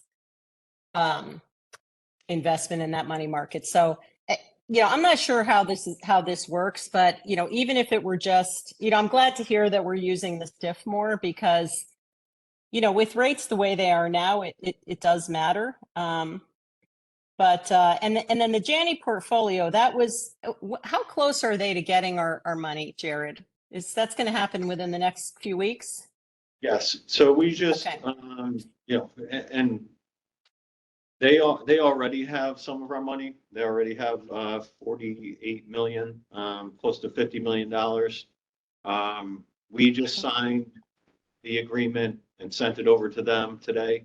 And so, they'll sign it and we can move that money pretty quickly. I signed some transfer authorizations from some of the other institutions that we're in. And so, yeah, it'll happen pretty quickly. And so just, I would say I think, within the yeah, next. the reason that's important is because they're basically going to invest that money in bonds where they've matched the duration in various buckets to, where we're going to need that money, right? So it's less guesswork. When they invest that money, if they're trying to match durations of 13 months, 15 months, 2 years or whatever, there's going to be less guesswork. It's not going to be, because we're holding these things to maturity. So we're not going to be, at risk for what, short-term rates might do in that portfolio, at least from That's what true. they told us. Okay. Yeah, no, that's true. Once, going forward and once it's invested. Once that money's invested there. Yeah, it's more the money market account where we have that Right. volatility in short-term. Okay. Madam Chair, just to follow up on that. Yes. Yep. So just following that through, if we are increasing these investments with Janney with a quarter to go, right? June, about to be April, 3 months to go, that's roughly a quarter of the annual.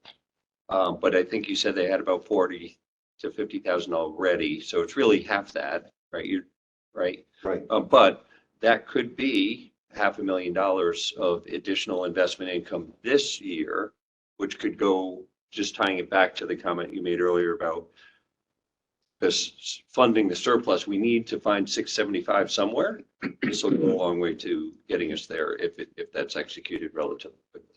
For this year. Yeah. Yeah, definitely. Yeah. So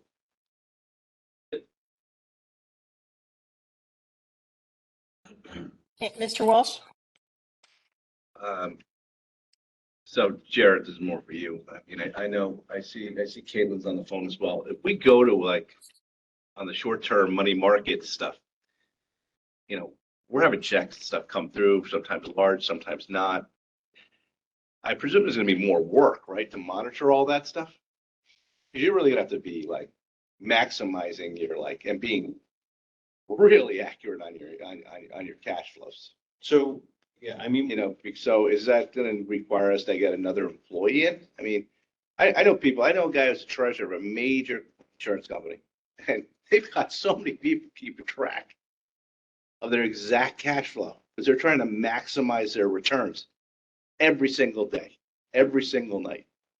But he's like, yeah, it takes a huge staff of people to monitor all that stuff, to move the money in and out, know exactly where our bank balances are. We can't have anything bounce. So is that going to take more work? And do you have the staff to be able to do that? That's the question. yeah, and I think that's, one of the underlying issues here is how tight can we get this? Yeah. And how precise can we get this number?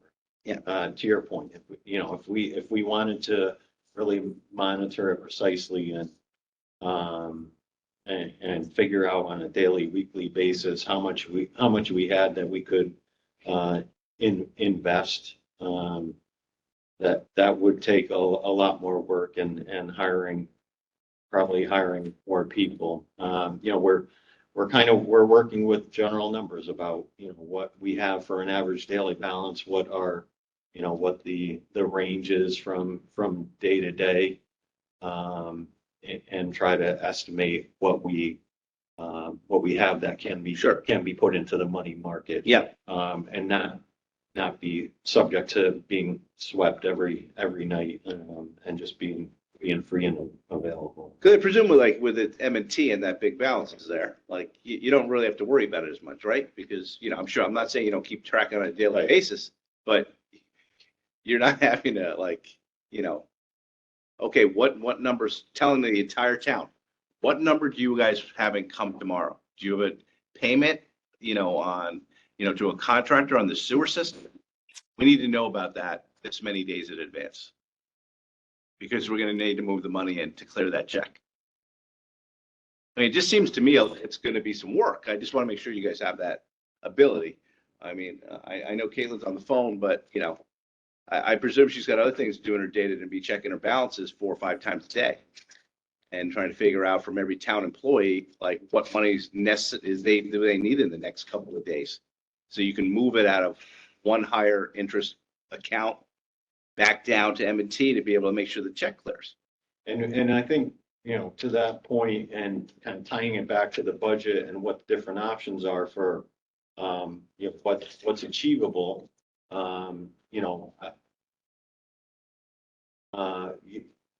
we could stay with the high end of the range of investment returns, but I would certainly be more comfortable staying on the lower end of what Janny had recommended, given the fact that now we are incorporating additional revenue related to the money market account. So, I would be more comfortable with that too, for your, the reason that you pointed out, as well as, just not knowing what's going to happen over the next 15 months. Okay. All right. I know we have a lot more to go. Does anybody else have, and probably everybody needs to give this item some thought. Do we want to move on to the next item, past interest income, or are there other questions on this? Okay. All right. Thank you for that. Thank you for the discussion, guys. Good thoughts. All right. So the next item, town clerk. Who's going to, Frank or Jared? talk Yeah, to us about sure. this one? So, I was asked to talk with the town clerk and look at this, this number. We're at, as it was presented in the first select woman's budget, we were at 2250. Obviously, and as mentioned, there's some favorable interest rates that, have driven up our investment income, but that also would put a damper on some of the areas that drive conveyance taxes. And so, I just looked at where we were pre-COVID and the average of the 4 years before that, and we were at 185, 1.9 million. This year it looks like we'll be okay because, speaking with Betsy, we have a large commercial sale that would come in and make us okay for this year. But, something to think about as we think about, potentially being more aggressive on the investment revenue side. And, I spoke with Betsy and she was okay with this. So, and I'm happy to answer any questions. All right, thank you, Frank. Mr. DeWitt? So you said more aggressive, meaning less revenue. Because that's what's happening here, right? No, Reducing the revenue number. Reducing the revenue, yep. Yeah, what I was saying was we're increasing our revenue on the investment income side because of rates, and we've talked about rates. Yeah. Yep. That could potentially drive a decrease in the conveyance tax. So that's kind of that's reflecting. Yeah, I reached out to a real estate person I know, and this is one data point, and that doesn't make a trend, but I asked how many houses are on the market in Fairfield, and there's like not a lot of inventory around. In fact, this person called us this week and said, you interested in selling your house? Which we're not, right? So, I don't know what the right number is. I know, this falls in the town clerk's office, but year over year, she tells us, I have no control over this number. It just kind of washes through her accounts, right? And it's, she's certainly not the expert, nor has she got a crystal ball. So, I don't know what change in this number, to be perfectly honest with you. Just seems like the real estate, and I get the interest rates, and I understand all that, but I still think, there's still quite a demand here. So, and when you just mentioned the commercial sale in this year, you meant fiscal year 20. Fiscal year when we're executing it. That's when she thinks it's gonna hit. So not in fiscal year 24, which is this one, right? Yeah. So I don't know. I'm ambivalent about changing this number, to be perfectly honest with you. Get that sale. yeah. Thank you, Mr. DeWitt. Sure. Yeah, I want to get to Mr. Curley, but just to Frank, I think what you were trying to say is basically the same, the economic factors that are driving, the interest rate up are driving conveyance taxes potentially in the other direction, right? They're not related per se, but the same, the winds blow each one of those numbers in different directions. Mr. Curley?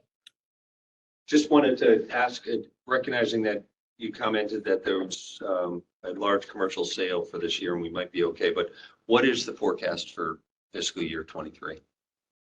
So, Betsy kind of uses more of her anecdotal information to kind of come up with a forecast, which I think she believes that I think we would be within 100,000, I think on the lower end of the budget, which was 255 for FY23. 55. When I look at conveyance, what I did last year and what I also did this year was I say, as of last year, what percentage of total revenue at this point in time did we collect?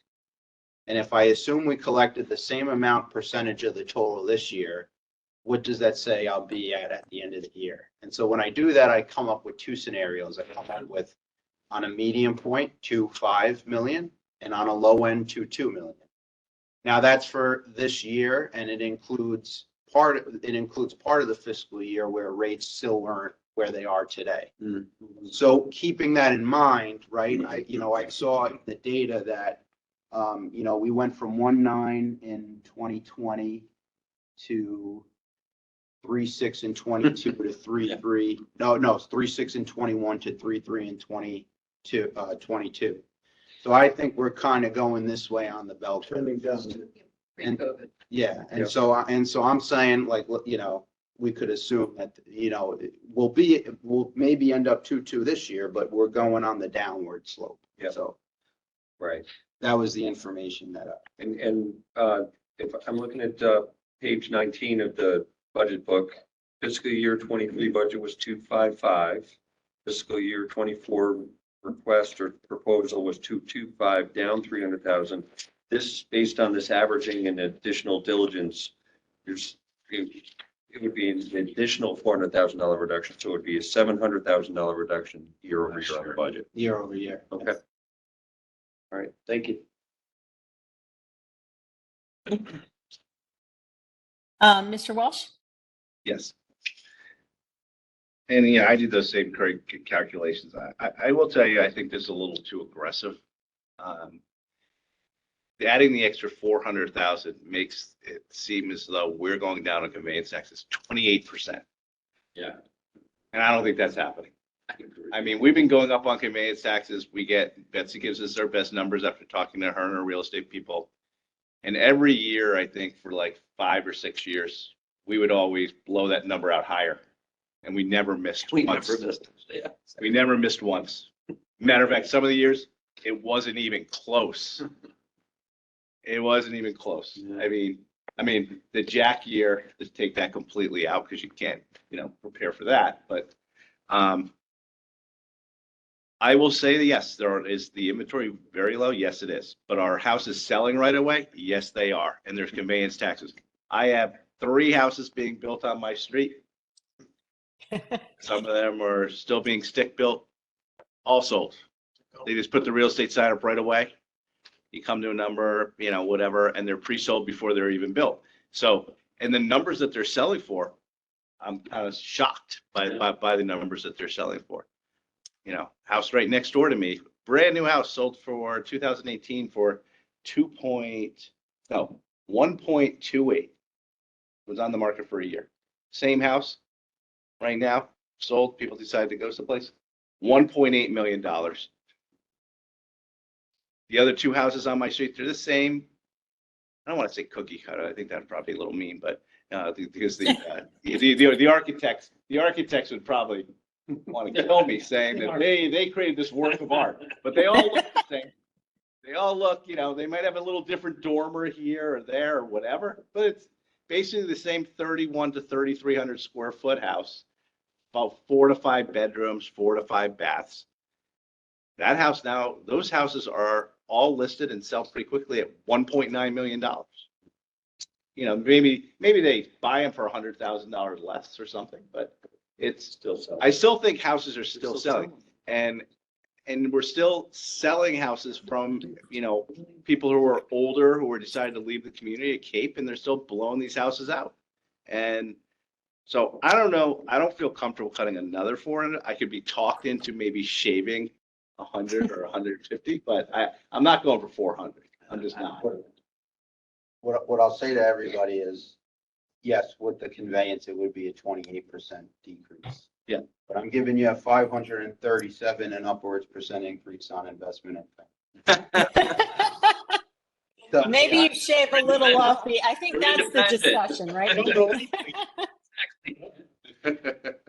All right. So, Thank you.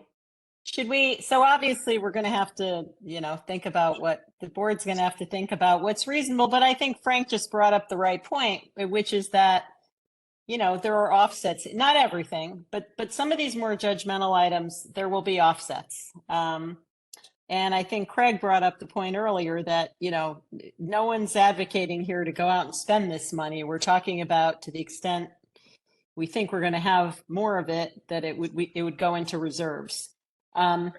So the additional amounts, I just want to check, does anybody need to talk about the retired? I mean, I do want to just touch on insurance because that's different from our last meeting, but before we get there, I'm hoping we can skip past the pension and OPEB because we went through all of this in our last meeting and we got those amounts, you know, to the extent they were different from the budget. So this is just, you know, so thank you for putting them on the page. I don't think we have to go through those. The insurance number did change when we met last week. We were looking at the numbers that had been that had come from the Board of Selectmen. So Frank, since then, these numbers, our insurance numbers for active employee benefits have gone up 91,000. So that's just based on the latest estimate. Can you just maybe take 30 seconds to tell us what drove that? Hey, Lori? Yep. Insurance. That's the question. Mr. DeWitt had his hand up. I don't think you saw it. Go ahead. Go through ahead. insurance. Go ahead through I'm insurance. back. You know, yeah. Okay, sorry. Did you want to, sorry about, Chris, were you still on conveyance tax? Well, I was still on revenue, but I just have a quick question. Somebody mentioned the collection rate. Did the Board of Selectmen change the collection? Or let me ask you this. What's the collection rate that this is based on? And is it higher than last year? Same. 98.99, which 98.99. yeah, In the book, though, it's 98.90. it's 98.90. That's right, you said. In the backup of the Board of Selectmen changes at the bottom of the chart, I included like It was like they $250,000. increased there, so it was about 270. To get it to 98.99. They get it to. And what is it today? Basically- 98.82? It's 98.90 today. Yeah. Okay. The Board of All right. Selectmen had some adjustments, and so to keep the mill rate the same, they proposed a scenario where they would change the collection rate, but obviously that's going to be up Did to our this job. board. when all They this did our is- job. They did, yeah. So that's going to be, yeah, that's going to be a different question. So we don't know that at this point. So, okay. All right. So sorry, Chris, sorry I didn't see your hand. Feel free to wave it No, that's wildly. okay. Are Oh, we that's okay to, okay. The vice chair is here to help. yeah. Are we okay to go on to Thanks insurance? for not ignoring me, John. Yes, Madam Chair, we're ready. All right, Insurance, insurance, yes. Frank. Yeah, so, all the insurance information can be found, on pages 5 through, well, so that's where all anything I referenced here, I'll discuss. I'll go first to Joel went over kind of the mechanics of how Aon does our projection. Our projection did increase in the general fund, for two reasons based on the new data we received.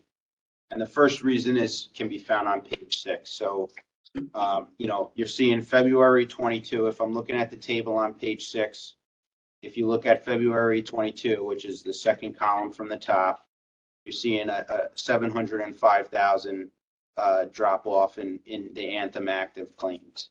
You're getting a month where 856,000 came on. So you're losing a good month and you're getting a little bit of a worse. The other thing that changed that, led to a slight increase in this is the trend. So Anthem applies a trend to their health insurance projections. It's essentially at medical inflation, if you will. And that went from 6% to 7%. And that, like I said, just based on new information. So to the general fund, we're only talking about an increase of 91,563, which would increase it from where it was at the Board of Selectmen from 11.5 million to 11.6 million. And like I said, that just reflects these updated numbers, and that's where it's changing. So. Okay. Any questions?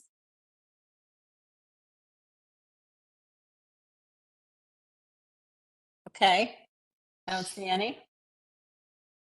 All right. So we've got insurance. Enfield, we went through on expenses already. Mansion, we went through. Retiree benefits, we went through that at our meeting last week. Those are the same changes we talked about there. Risk management fund or risk management fund claims. We do have an analysis on this that has been updated. And this is important to go through because I want to get to Mr. Walsh's question from before on, what happened to the proposal to perhaps increase this number. Is Caitlin going to take us through this? I can go through the high points, and if you have any technical questions, then Caitlin can bail me out. But essentially, when we spoke last time, one of the questions that you had asked is, do our estimates for workers' compensation and the risk management piece of this internal service fund account for, a projected change in liability? So we went back to PMA, and we, asked them for an updated analysis kind of on where they thought the liability would be and to go over their insurance projection. And, some of the names, a few numbers may have changed since we looked at this, but the main change that's reflected here is that they updated our accrual projection. So for FY23 on the workers' comp side, we're projecting an accrual of 8.789 million, which is essentially $1 million decrease in the accrual from the 9.789 million. And that would, if your accrual is going to decrease, then you would offset it by, crediting your expenditure. So you'd add more to fund balance. So your fund balance number would be higher in FY23. And if you carry that forward on the workers' comp side to FY24, they made another projection for us that was at 7.789 million. So they project in their analysis that our accrual would decrease by another $1 million for workers' comp. And once again, that would contribute to the fund balance number. They also, projected a little bit of higher increases. And that's kind of reflected in the numbers here as far as the current year losses and spending. But that's kind of the high point, because if you look at the projected fund balance on the accrual basis in FY '23, here it would be 6.6 million, accounting for all the activity and the other pieces of this, and then, increase in FY '24. The caveat I'll add is that, and the associated PMA referenced this, that FY '24, this is a long way out for risk management, for workers' compensation claims. It's a very volatile line item. I think we haven't been under 9 million since I think it was 2013. So this would be a very favorable thing for us, but definitely out of the norm. And that's the workers, that would be the workers' compensation side. And that's like, that had a big impact on this fund and kind of where the numbers were. And I can take any follow-up questions after doing that. Okay, thank you, Frank. Okay, so yeah, just to turn it over to the board, and I would just kind of reiterate what Frank said. Estimates are estimates, and these numbers were prepared based on projecting out what our liabilities will be through the end of '24. However, the bottom line, what this is telling us is that if we leave the numbers in the budget as they are for workers' comp, for risk management at 0, and for medical, and make no changes, the projection is that our fund balance in the internal service fund by the end of June '24 would go back up to $6.7 million. And so I think that gets to Jim's question about why aren't we increasing the number? Now, clearly estimates can be off and they might be too low, but based on the analysis that our service providers have given us, what they're telling us is that, our workers' comp, theoretically our workers' comp budget is too high this year. Now,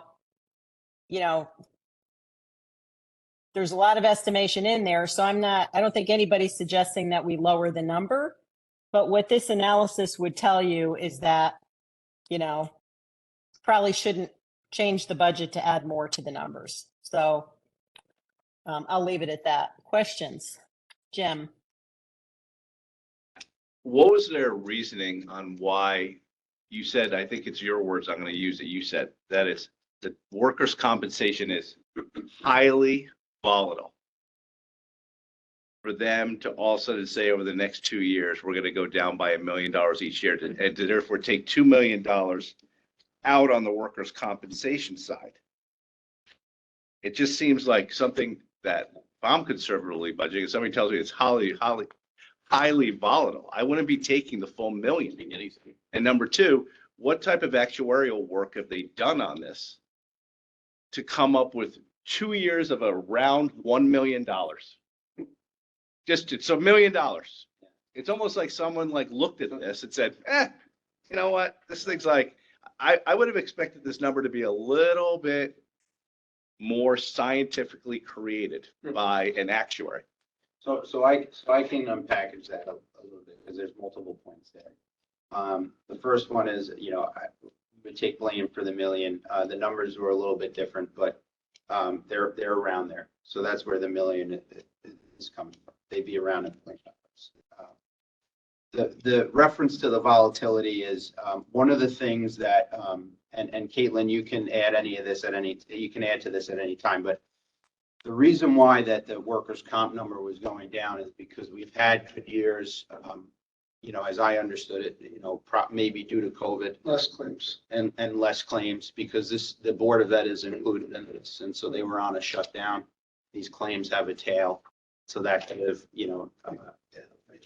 From the tail. decrease them. And yeah, on the and he isn't an actuary. So he would admit that. Yeah, Caitlin can clarify if the actuaries put input on the audit. Do you remember, Caitlin? What we use for the audit, liability? Well, the accrual comes from PMA, and they use a development factor, and there's many factors that go into the accrual, but the end of year accrual does come from them. In addition to, there's about 5 large loss claims that we're dealing with dating back to 1982.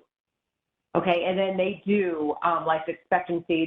They do the type of analysis that actuaries also do on large claims that go out for 20 plus years.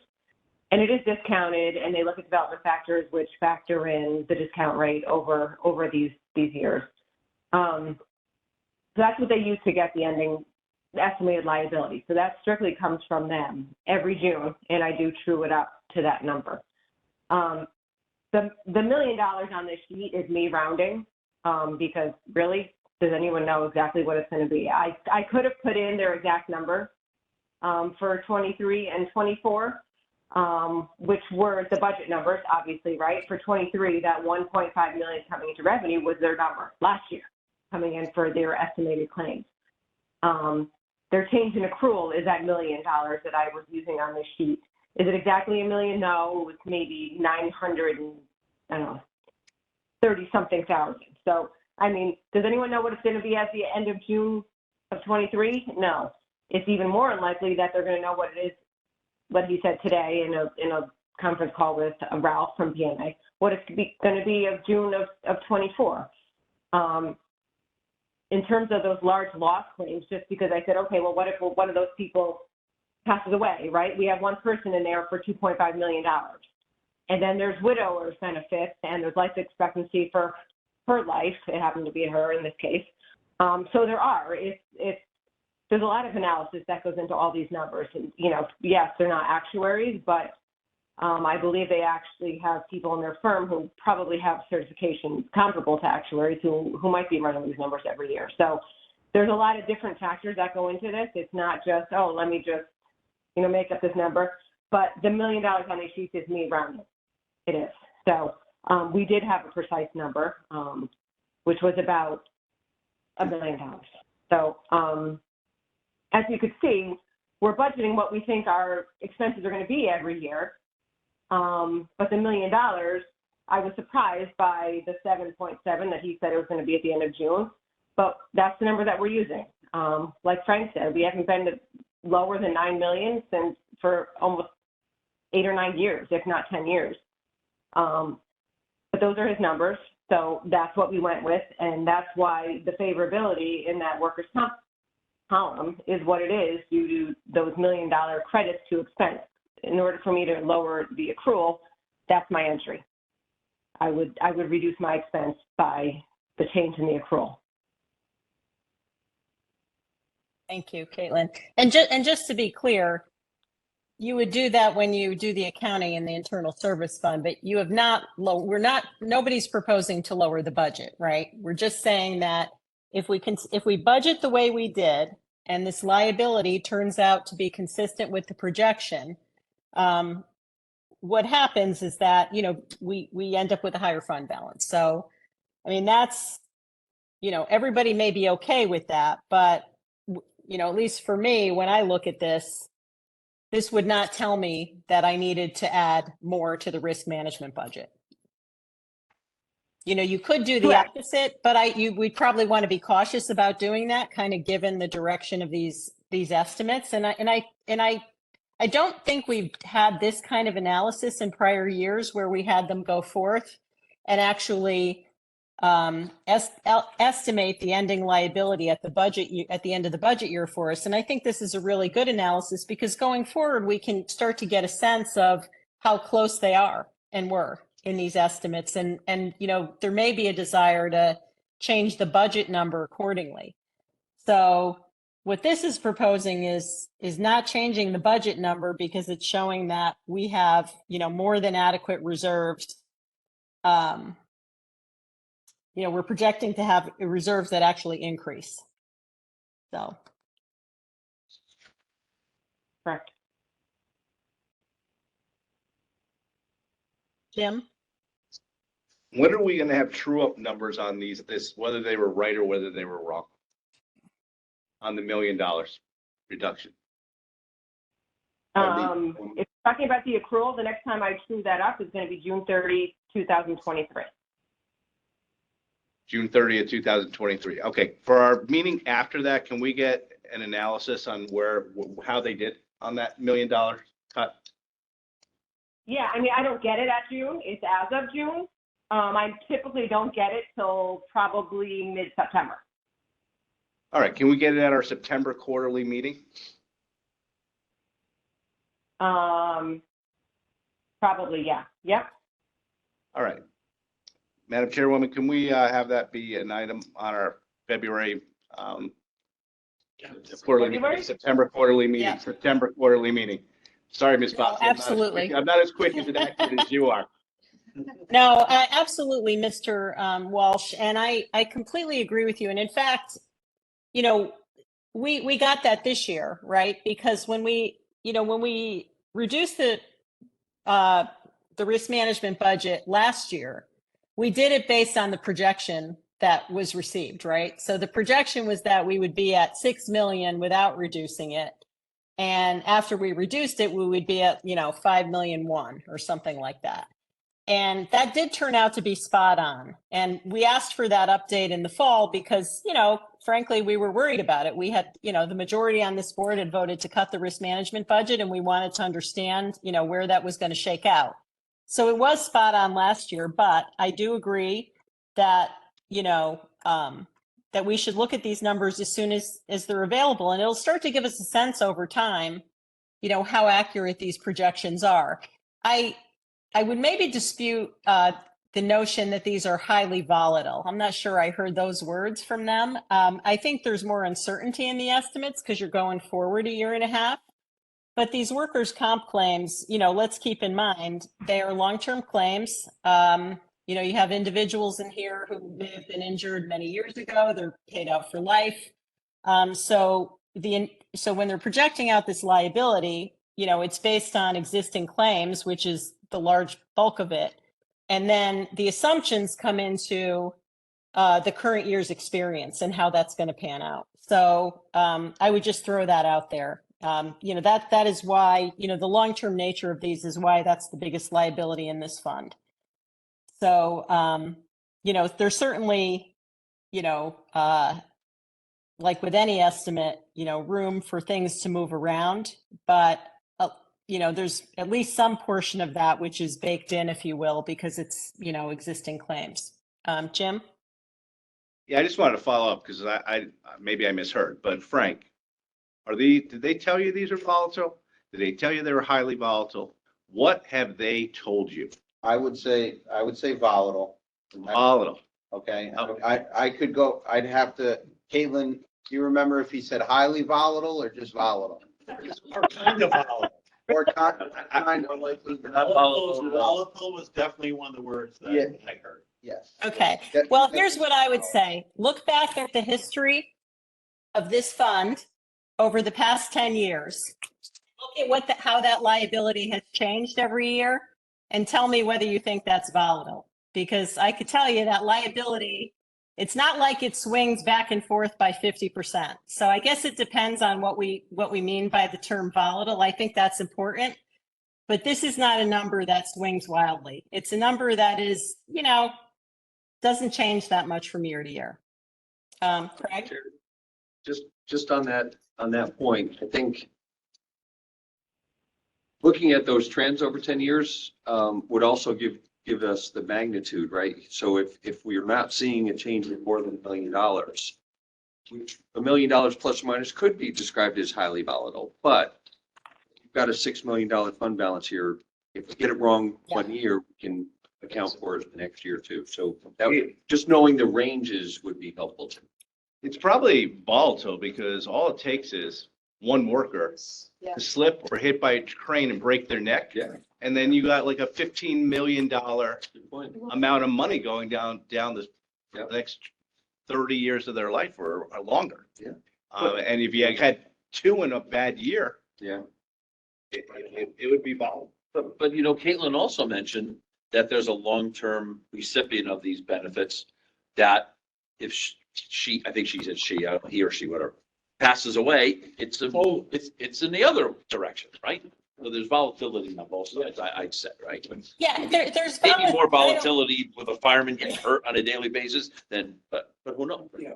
I mean, I think in relative terms, you have more volatility on the health insurance numbers, because they, they're subject to, I mean, they're smaller, but what goes into the budget, but I'm just basing it, even if you look at your budget book and you look at, take a look at what that risk management budget has been, over the past years, and I can't remember what page it's on here.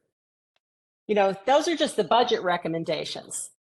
And, I guess we could quibble about what our definitions are. I wouldn't call those numbers highly volatile. They certainly change from year to year, but it's not like we have, massive swings in either direction in relation to a $6 million fund balance. That's kind of the way I look at it. I would say $2 million cut over 2 years is a little volatile to me.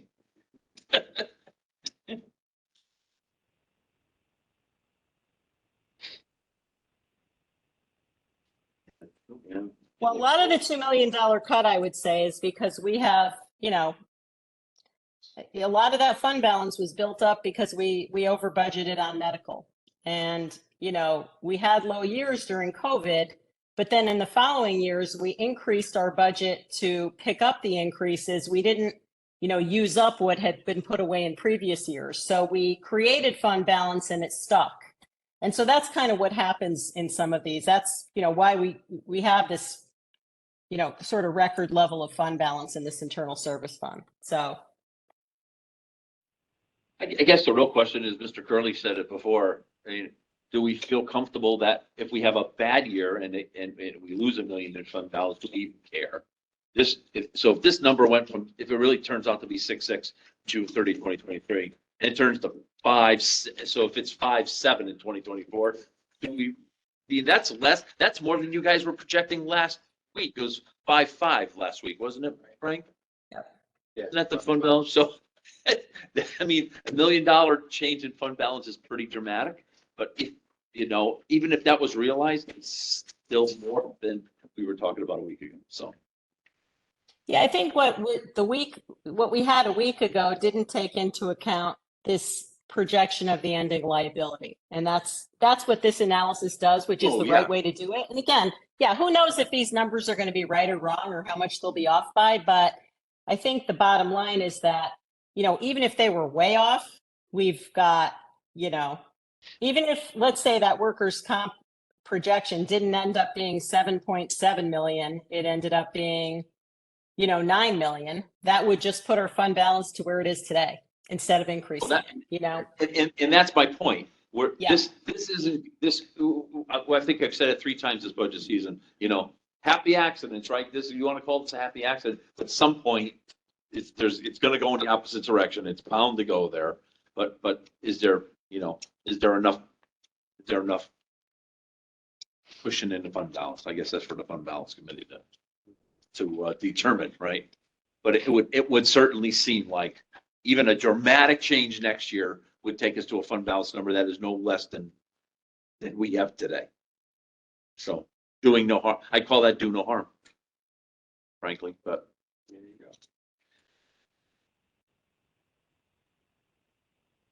go. Are we creating a cliff is the question that, we raised last week, right?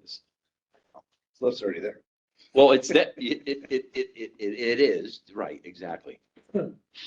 But I know last week we talked about, well, maybe if we even funded this at 240, at least we're building back up the cliff, but it doesn't seem to really make a lot of sense at this level.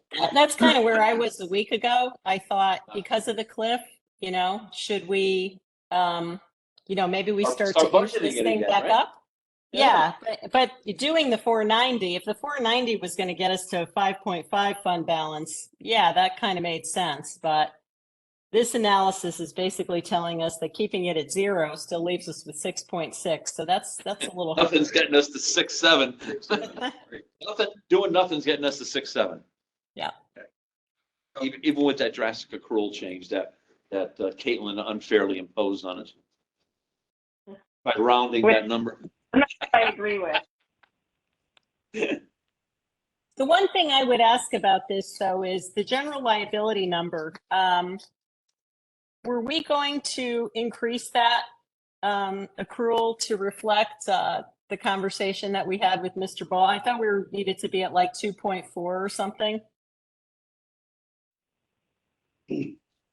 General. I mean, I'm not sure it changes the analysis because we still end up with a pretty sizable fund balance, but I thought that number needed to be adjusted.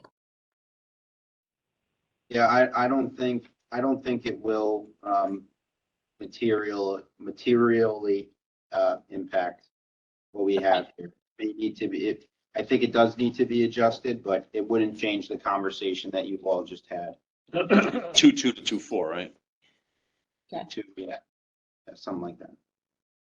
Okay, no, it's just the only reason I think I might update this is just so that going forward, and I think for everybody's comfort level, so that we start to be able to understand, what these projections were versus what the amounts ended up being. It just kind of gives us a basis to understand how cautious we should be, or how much stock we should be putting in these assumptions. So, but okay. Are there any other questions on the risk management line item? But I guess the question there is, and I understand why you'd want to do that, Madam Chair, because our town attorney gave us a number.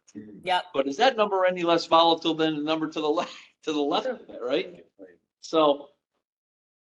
I mean, but that number is, that number is saying I've taken an inventory of all the cases that we have right now, and this is what I believe we're going to pay out on those cases. So, could new cases arise? Sure, but that's how you do these estimates. I mean, they have to be based on something. So, I mean, if for nothing else, to true up that accrual, that final accrual to a number that was given to us by our town attorney. Yeah, I mean, that's what I'm saying. I agree.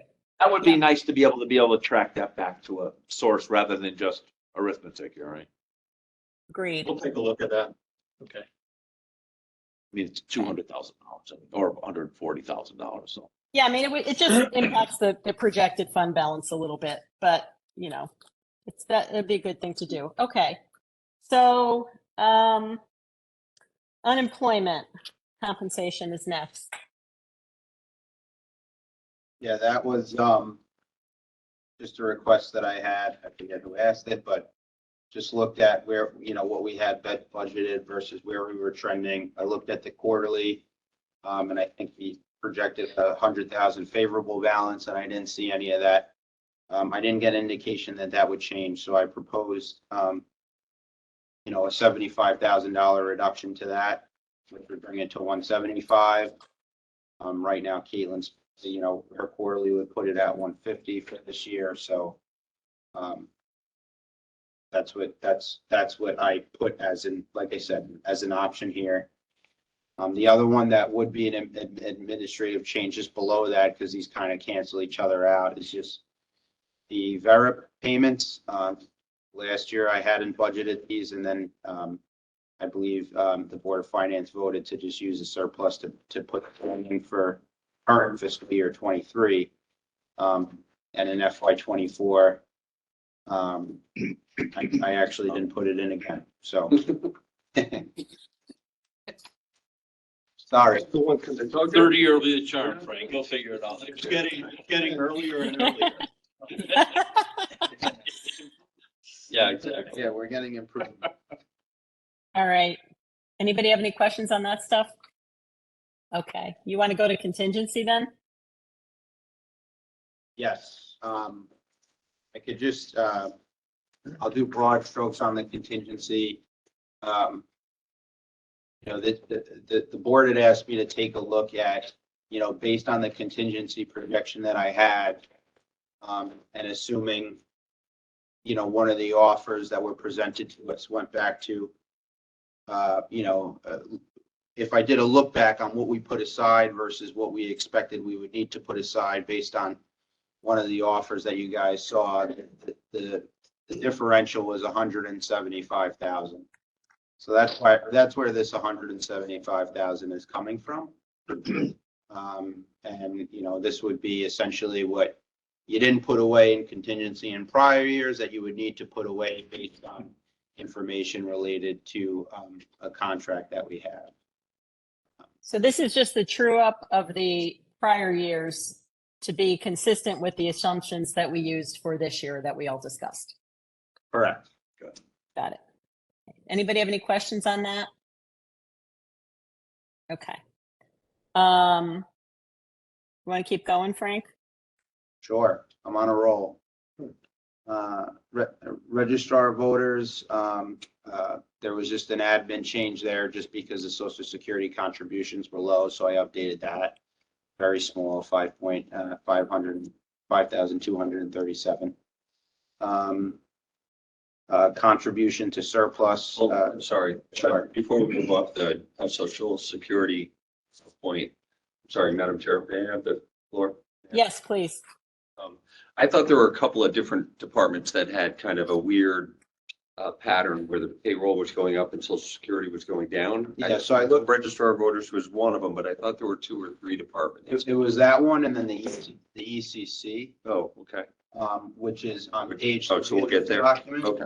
So I made the update there. I thought you had made a comment when we were talking about social security that you were just going to give an overall review of all the departments, make sure you're comfortable that the other numbers Yeah. are good. Yeah, I did overall, like what was social security increasing by and it tied to like kind of the percentage increase if you took all the salaries and then I spot checked it. Okay, all right, perfect. Thank you.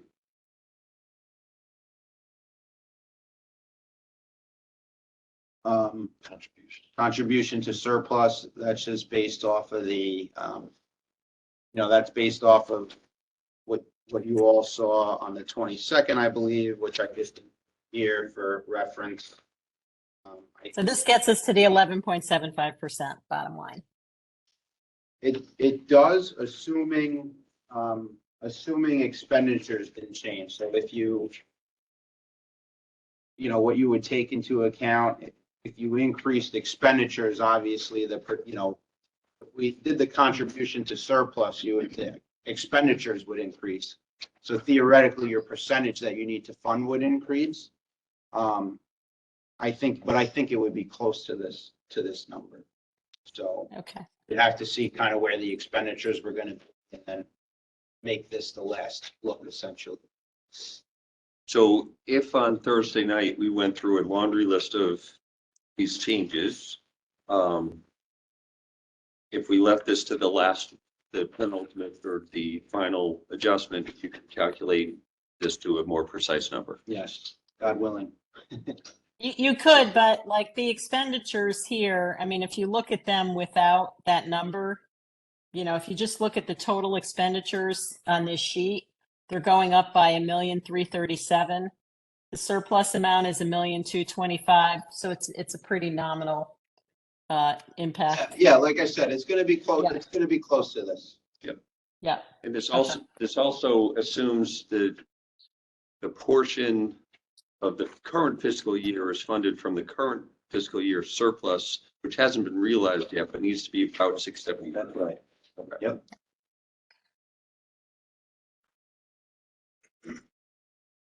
It assumes we're funding the 675. It assumes, yeah.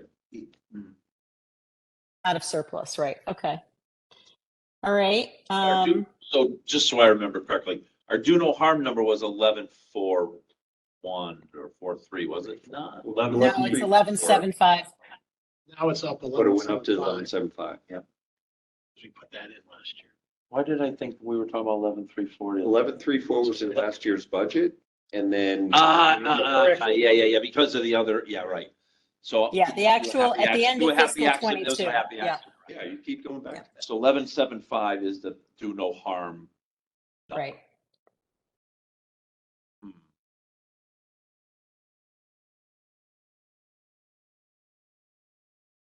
And I think, did Mr. Curley just say, if we leave this to last, we could calculate this number down to 1.125 and $343? Yeah, you could. And you could do the real no harm number. If you want to get to that level. So can I just ask though, I mean, we could try to get this to the penny, but ultimately it's going to depend on what actual expenditures are for the year, right?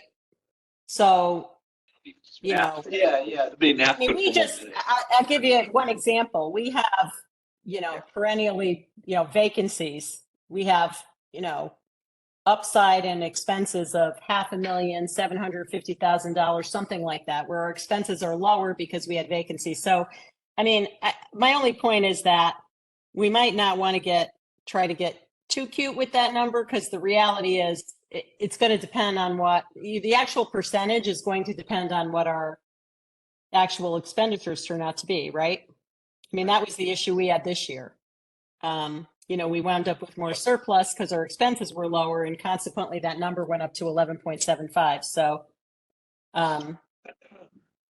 just want to throw that out. Thank you. So, yep. The last number is just, you know, the ECC transfer from the general fund.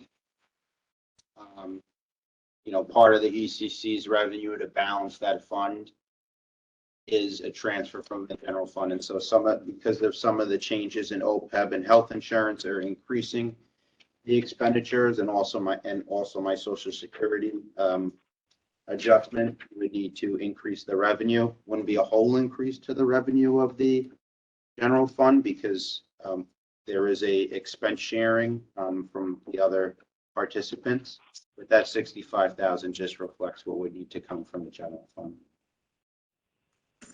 That would be it for the general fund. And then page 3 would be, like I said, we already covered it in our investment income kind of discussion, but you see it here, the amount that's attributable to the WPCA coming in as revenue. Yep. And like I said, some of these other ancillary lines are changing. And that all foots to the authorized, because once again, this fund, like the ECC and like all the other funds, has to balance. So I just footed whatever's going to change to the authorized appropriations from in the WPCA. And, you know, that would pretty much be the summary of everything. So, Madam Chair, Yes. on the WPCA, I just want to make sure I understand that authorized appropriations line. It was originally 733. The Board of Selectmen increased that by 375. When Mr. DeFonso was here during this WPCA budget discussion, we had talked about this extra roughly $500,000 of interest income potentially getting over to him, and not pushing that down into lower rates, but instead having that fund, the WPCA fund balance. And if I'm understanding this correctly, that authorized appropriations line is going up from 733 up to 1.9 million. So that's a positive. That's not flowing back in lower rates, but it's going to the fund balance. It's going to the fund balance. All right, I'm good. Thank you. When we had Mr. DeVonzo before us, he said that if we move the interest money over, it's like, it's his board's decision. But he said, my thought would be we'd move half of it to the fund balance and half of it towards the rate of the users. So I think I agree that I think that it should all probably go, but it's going to be their decision about what they want to do, correct? So to that point, remember, he'll set the rates in August. Right. Right. So, you know, if we're going to contribute more here to fund balance and essentially, you know, more to fund the projects that they have, we know that there's a sizable gap. So he may choose to do the 50, or I should say that board, because it's not just him, may choose to do that 50-50 and just, you know, not increase rates as much as they thought they were, but still increase their rates. Which if he said that here, then I don't know but it's not just him, it's the whole board. So, but I would say that would all be addressed when they do their rate setting meeting, having this information. But wait, can I ask about that? So Jim, is it, or I don't know actually who this goes to, but I want to follow up on your point. Is it solely up to them? Like, let's just say that this board said, okay, we want to transfer the interest income over to the WPCA because we want that to be available for future capital projects, you know, meaning we want it to go into their fund balance. I mean, isn't there an option that the way we do the transfer is we increase their investment income and also increase their transfer to surplus by the same amount? I'm not saying that we want to do that, but we could do that, right? Rather than just transfer it over and leave it to the WPCA's discretion. If the intention of this board was that we want to give the interest income over so that they can, fund these huge capital projects that are coming up, isn't that a way to do that? Yeah, to me, that, maybe I didn't explain it to her correctly, but to me, that's what mechanically what it's showing here. The investment income's coming in, and then, your authorized appropriations, like I said, there's some other favorability. They're going up by 783,000, so.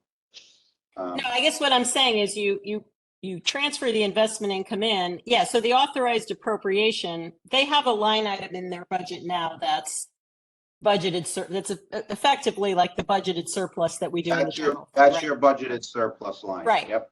So you could put that whole 521 into budgeted surplus if you wanted to with the WPCA, right?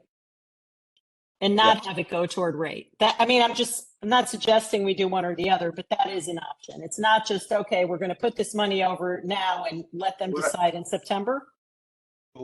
Jim? But what I would say is they're using their fund balance to pay off debt service and other projects. So if you let it fall to fund balance and they don't need to levy as much from the ratepayers, then that could be seen, you could be effectively doing the same thing. And that's what I mean when they vote in August, right? Like my understanding is he could still set the rate or change the rate. Yeah, Madam Chair.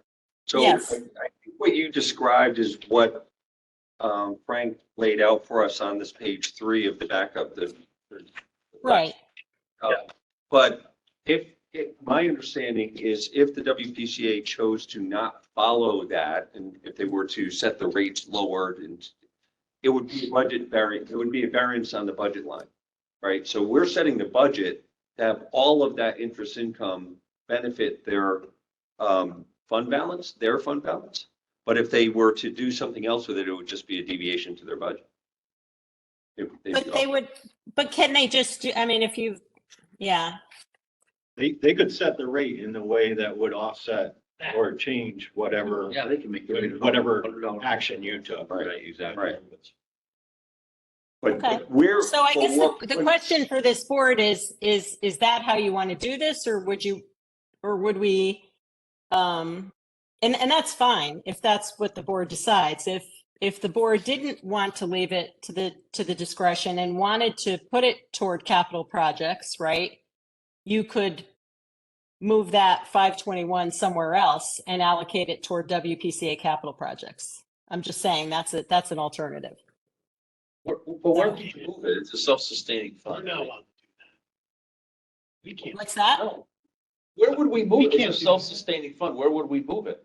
I mean, like in contingency and we flow it out to them for capital projects? Is that what you're thinking?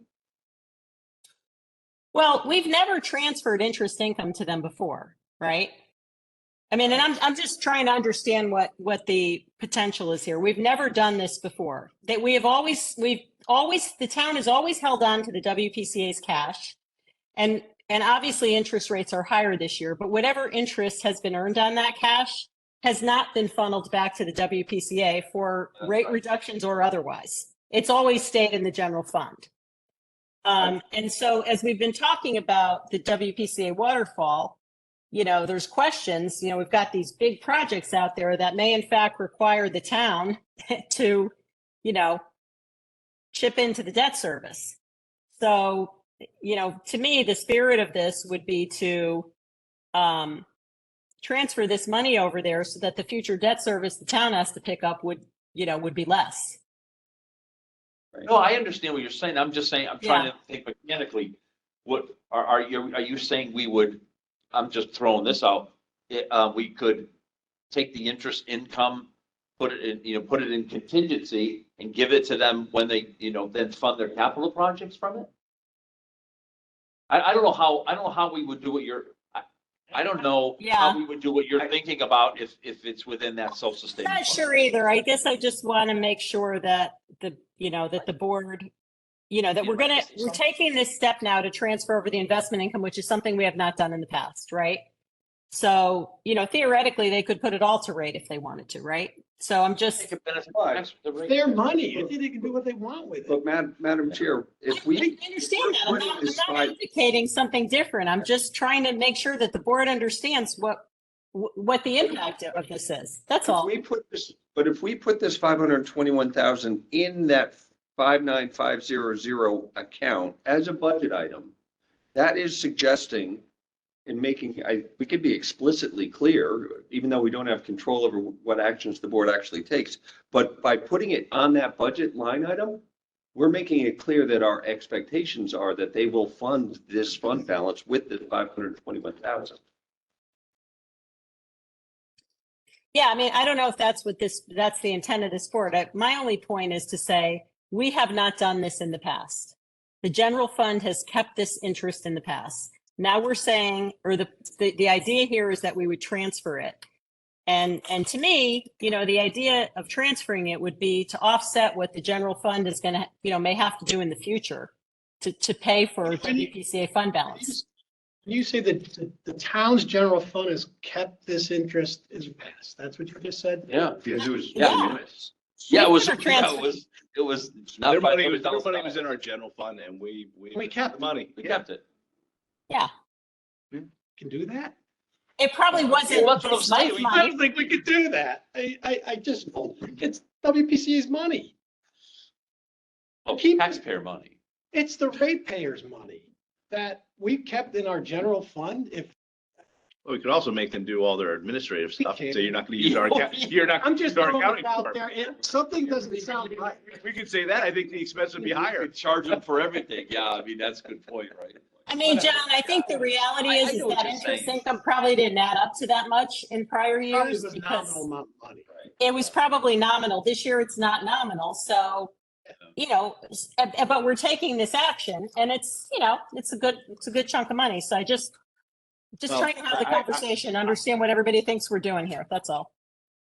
I will say, I think it raises another question because that money is not always gonna be there because the interest rates are gonna go down. Right. Yeah. And it'd probably be best served to put it all into fund to do, to do the work, because if they start using it to like the ratepayers, they're gonna start seeing a big Yeah, the jump. cliff. Yeah.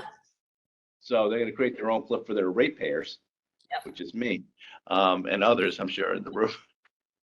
Not me. But you bring up a good point, John. If that interest income goes into, Those houses on your street. if that goes into the general fund, I mean, there are people in this town that don't use WPCA because they don't have sewer hookup, right? So you're getting the advantage of Exactly. the money that, The money should have went back to the WPCA. Hey, you don't deserve that money.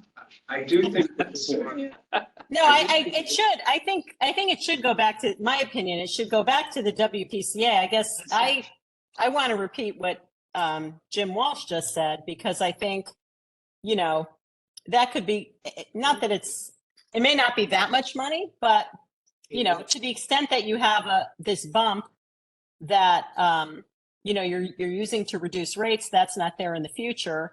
That's one issue. But the bigger issue that I keep thinking about is, we've got, what was it, $150 million theoretically of projects coming down the pike, which are not sustainable for that fund. And so if that, and maybe it's not 150 million, but if it's anywhere in that universe, it's going to require the general fund to contribute toward that debt service. So the idea of, having them build up their fund balances so that they have the capacity to, to pay their own debt service going forward, right? So that's my thought on this. Madam Chair, just one closing thought. I'm sure others have thoughts, but my closing thought is I do think that the WPCA board likely understands the importance of not taking actions that would be inconsistent with what this board's expectations are. And I do believe that if we were to put this 500 and some odd thousand into their income line with the expectation that it goes into their, is directed into their fund balance and not used to subsidize current rates, that the WPCA board would act accordingly. Right. No, think we just have to take it- I would agree with that. What I'm trying to understand is that what this board thinks should happen? I'm not sure. I would say, yes. For me, yeah. Me too, yeah. Does anyone feel any differently? No, I don't. I'll tell you, I just looked at, I mean, I know you mentioned it, Lori, just a second ago. It's not a lot. You know, it's $521,000. That's a lot of fresh cash for them. Okay. But you know, if it goes away or it goes down to more, you know, I don't know where it's going to go, but it's 6%. It would be 6% of their revenue budget. Yeah, that's, So it's something which, you know, I don't know how that okay. translates onto what part of that would, you know, be a rate increase if that money went away over time as rates come down, but it's going to be something. They would be creating a hole, creating a cliff if they used it to reduce rates. Yes. And they have to look at this as found money, put it aside. That's what we're suggesting they should do. I trust that. I think the rates are going to go up enough on their own. They're not going to want to create a cliff where all of a sudden they're like, oh, we got to go up another 3.5% on top of that because we don't have as much, you know, revenue. well, it's like Joe told us that every year they were budgeting to put $1 million aside, but that didn't manifest itself, right? So this maybe is the nudge they need to start that. Yeah. Real. Because you're right, if they think, I mean, this I'll call it $100 million thing, this is not years away. This is months away, right? Right. So. Okay. So the other adjustments to WPCA here, Frank, so the health insurance is just the administrative thing, OPEB, retirement, we got that. And so all of that is just netting out into this fund balance number of, all these adjustments would increase their budgeted surplus by 783 in this budget. That's the bottom line, right? Okay. All right. And then do you want to go through, do we need to go through ECC? I mean, ECC is really the same mechanic. Yeah. So. Yeah, it's really just OPEB and health insurance and pension, right? Correct. Yep.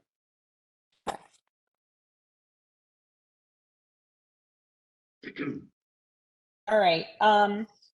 So does anybody on the board have so first of all, let me say again, thank you to you guys for putting the list together. I know probably some of us, including me, had a similar list off to the side, and it's really nice to have one list that we're all talking about as a board. So I really appreciate that. Does anybody else have other items that they wanted to raise in the group aside from these? I know, Craig, you mentioned beach parking is one item. Were there any other items that anyone wants to talk about that came up during the budget hearings? Mr. Curley? I think I only have one, going through my notes, but, you know, there was some discussion in this board about making sure that, the finance department had funding or dollars for additional audits, whether that's in the finance department or in the board of finance department, I don't know. But I would think that a potential increase, in expense for, audits, whether they're outsourced for internal audits or internally, you know, handled, but either way, that's the one item, no specific dollar amount. I know it's important to have the processing controls and checks along the way. I think everyone can agree on that, but that's the one thing that popped up for me. Yeah. Thank you. Mr. DeWitt? If I may comment on Mr. Curley's thought. Let's just go down this path, and if we funded, well, how would we, I'll ask a question. How would we fund Ms. Saxel to do more audits? Yeah. Yeah. Would it, Well, or dedicate her to 100%. Right. Now, does that mean you gotta hire somebody to do Yes. for other work? Yes. So is that really the only way to get more audits is to hire another person? I mean, I think. I this mean, you could relates- hire Mr. the Santafanti to do financial- something. Relates back. Well, to that's what financial- I'm getting at. the Financial analyst position that we're bringing in. And what I took away from that conversation about doing audits and also the hiring of that new position was that we were gonna bring that person in, and as I suggested, that would help to relieve some of the burden on Connie, to free her up to be able to do more audits, and that we would relook at this again in, the next 6 to 9 months, sometime before we do the next budget, before, committing additional money, either externally or internally to do more audits out.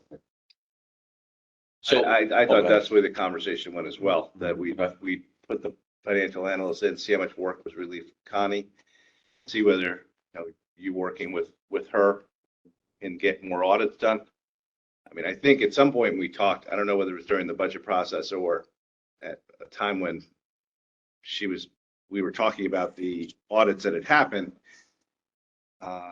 Maybe hiring Mr. Centofanti's firm to either do an audit or to put in more financial controls. And what I would suggest is that maybe we'll see how the year goes, but if we have a $5 million surplus, maybe we could talk to Mr. Centofanti about things he has seen during his audits and what his thought process would be to areas he thinks we need more financial controls on or could benefit from. I don't know. That would be a conversation I think this board would have to have a Do we conversation. want to put money in the budget to cover for something like that? Well, That's so- the question. Yeah, if I may comment, because that's where I was going. I've spoken to Mr. Centofanti about a purchasing policy world of the town of Fairfield. And he says, yeah, we'll be doing audits. This brand new policy, right? So now I would think that would be fiscal year 24 because we're going to have this policy delivered in my inbox in 4 days. So maybe we and I think that would go into Board of Finance. Budget. Can I, Fees and professional services. 25? What, We increased it. how much did we pay Joe for? Yeah, I don't, It's well. never changing. I hate to Yeah, say no, it. two things. Can I just, because I would agree with what Jim said and what Jared said, which is that the conversation was that, as it related to Connie, let's see how it goes, try to take some burden off her so she could spend more of her time doing audits, and that would be accomplished with this new analyst that was being hired. And I appreciate Jim's comment about, we're looking at potentially a large surplus this year, and maybe we can allocate some of that money. My only thought on that would be, and I'm just thinking from a practical standpoint, working with Mr. Centofanti. By the time we get around to allocating our surplus, it's October or November. We're not going to hire him for anything in October, November, December, January, February. That's his busy season. So the time to do, if we wanted him to do a project, we know we have this credit card issue that's out there. We haven't heard back the report, but we may want some follow-up on that. We have the purchasing policy. Who knows? I think that this is my personal opinion, having an amount in the budget, and I don't know what it would be, $25,000, $50,000, a nominal amount in the Board of Finance budget that would give us the opportunity to engage him if we were to choose to do so in the summer is the only way that it's going to happen. Because, just Chris and I, the experience of working on this purchasing policy, if you try to get to him beyond that, it's virtually impossible. And so that would be my only thought process on this, is that I think it might benefit us to actually put that in the budget for that reason versus using surplus. But just a thought. I think Jim? $50,000 in fees and professional services, the Board of Finance would probably be. I mean, the other way we could do it is this board can move money out of, we have identifiable areas that Caitlin could list out that we know we're gonna have surpluses in, vacancies. We just know, we're not, we can get confirmation by the first select, that she's not gonna hire people in that area and take a certain amount of money within 30 days from now and just move it into a line item and start doing the work. Instead of creating another. Instead of creating a budget line and then see how it worked. And then will we get information from that to know next year whether we should talk to the administration saying, when the budget's created, we'd like a permanent line item, or There's not gonna be difficulty finding the money. not this year. Yeah. But it, Yeah, but no, but again, that's a it's good not thought. also, it's also not unprecedented for us to put that's where all of Joe's money was for doing the other audits. And what else goes in our fees of professional services? I mean, we've done other, I guess the 5-year, reevaluation, it kind of travels in there in a 3-year cycle or whatever it is, right? But I mean, it wouldn't be unprecedented. I don't disagree with what you're saying. It wouldn't be unprecedented if we did it the other way either. So Right. either way, yeah, it would be. I mean, I guess the thing that's good the thing is if the board is, believes that this is the type of thing that would have value, and I personally believe it would, then, I'm not sure it matters which bucket of money it comes out of necessarily, but, it might be easier to budget for it. And I agree, we could do what Jim is suggesting also.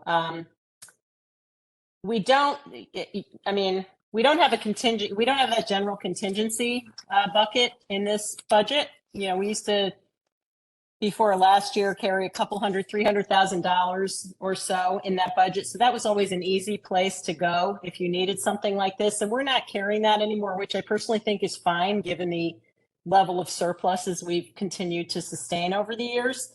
But I think it becomes maybe a little more of an exercise to ask the administration to go through and pull out amounts out of individual departments to transfer. It might be easier if it's a nominal amount to just budget for it, but just something to think about. And I'll add to that, when we were paying Joe for the other audits and for the other purchasing work, it was literally a call to Caitlin. Let's take it out of that budget number. I mean, you guys knew about it, obviously. Contingency, yeah.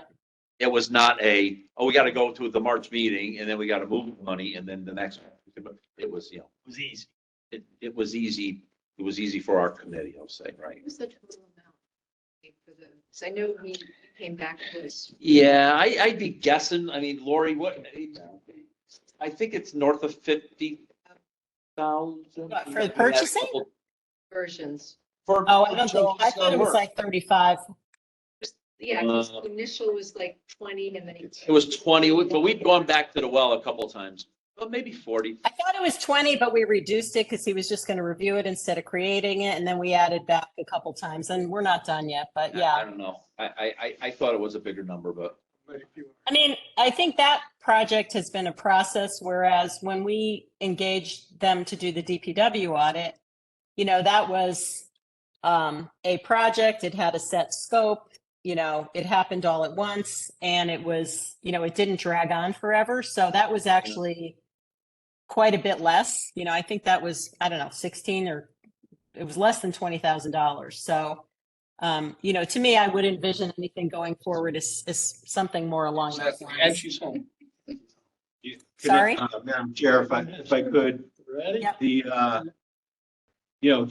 just because you may be using Joe Centofanti or whoever, to have somebody come in and do an audit, there's still a burden on personnel at the town. And, Caitlin could speak forever about this and what she goes through to put together the annual financial report. But, depending on what it is, there's still going to be staff time and personnel. So just because we're bringing somebody in to do the audit doesn't mean that that there's not some burden on town personnel. And so I would hope and that, to the extent that you guys want to do this, that we could work together on figuring out what those areas are, and keeping it within reason, so we're not creating a, more of a burden on staff. So much easier to unburden Connie Saxel and replace her administrative tasks with somebody else. That seems like the easiest solution. Well, we're not doing that this year. Well, No. maybe we are though, right? Because They the, hired The new finance, right. Why are We might, but I mean, there might be things that we want an external view on anyway. And Jared, I appreciate those comments. Listen, I don't think anybody's trying to create extra work. I don't think this board would Yeah, advocate to do an audit unless it was on an area that was, an area of identified risk that was, viewed to be important. So I would just say that. So, okay. Any other discussion on Mr. Curley's item? that's a good point. It's a great point. Well, are you kidding me? Is that? You have more?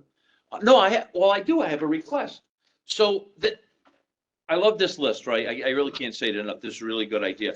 So can we, on the night we vote, get this list again with the full reconciliation of the budget and what the mill rate would be and all the stupid numbers that we were going to ask for that night against these things we made here? We might not all go for every change, but at least we could walk in with this list that we talked about tonight and say, oh, that turns into a 0.8% mill increase and whatever. Is that possible, Frank? I mean, I think our goal would be, or our intention would be to come to you guys with a recommendation from the administration, as Brenda has done in the past, that would do exactly that.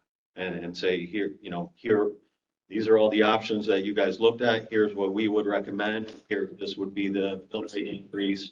And then you guys could help there. Is it safe to say that recommendation list could be just another column to that list, so that if the recommendation differs from those numbers, we're seeing that?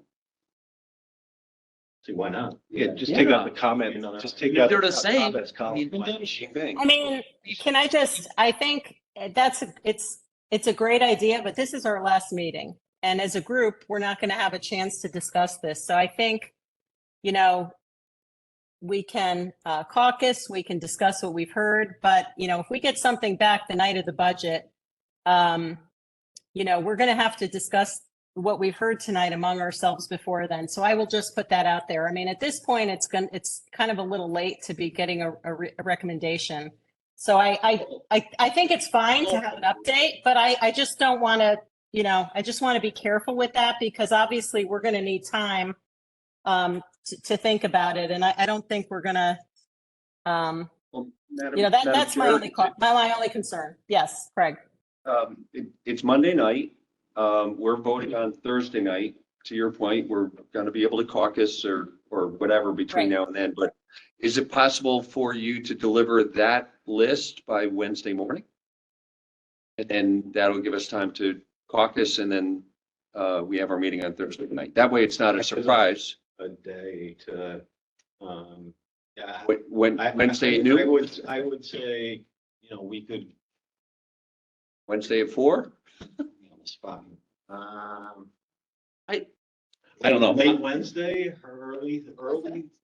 Well, if we're going to caucus, it's not Yeah. Thursday morning, right? So I think guess we're what gonna I'm have trying to to say is, probably- I guess what I'm trying to say is, if I knew with all these, I don't see me voting against anything on this list, just, full disclosure right now. And if I knew that this was 0.89% mill rate and I knew all the numbers right now, I'd be willing to say, I'd like to recommend this full list be voted on Thursday night. We'd be out of here in 10 minutes. That's kind of where I'm at. The fact that we have any other recommendation past this list, I don't think we need it. I think we can just reconcile to this recommendation here. Yeah. And the changes we talked about tonight. do you think that there are going to be recommendations that will differ from this list? I mean, maybe you can't speak to That'd that, be new, like things that aren't on this list. or things that maybe you take up or down. Like, except like health insurance, if you get a new number, which you probably won't in 2 days, right? We won't get a new health insurance. I don't, nothing striking me as like, I don't know what's going to change. I mean, There's a lot Well, of. here's what can change though. we all had a different point of view on interest income. You know, we Yes. may have different points of view on That number conveyance could tax. be $800,000 apart, some of us. Yeah, so I think that It's not enough money to ultimately, cover everything. If somebody wants to go lower. But I'm saying, if we right, knew, so I mean, if we knew what this list was just as a data point, right? It might help us form our expectation of that 1.49 turns into 100 million or 800,000, right? I mean, I just think Well, that's you- a nice data point. Yeah. We don't have to do right, it. but Chris, all I'm gonna caution is that even if we have even if we have an updated list that nets out to zero, there may not be full agreement on everything. So, you know, I think what I'm hearing from the board is that most of us are desirous of sort of keeping the bottom line the same, right? Or close to the same. And we have some offsetting things in here, but there's been some debate on some of these items. And if we're not going to meet again, we're not going to get an updated copy till Wednesday. I would just suggest that we all study it, look at it, discuss it in caucus, and, you know, maybe there'll be some give and take and we don't agree on everything. But I think if we're all headed toward the principle that, you know, we're trying to get down to the same bottom line, among some judgmental numbers in here that are upsetting, probably isn't going to be too controversial.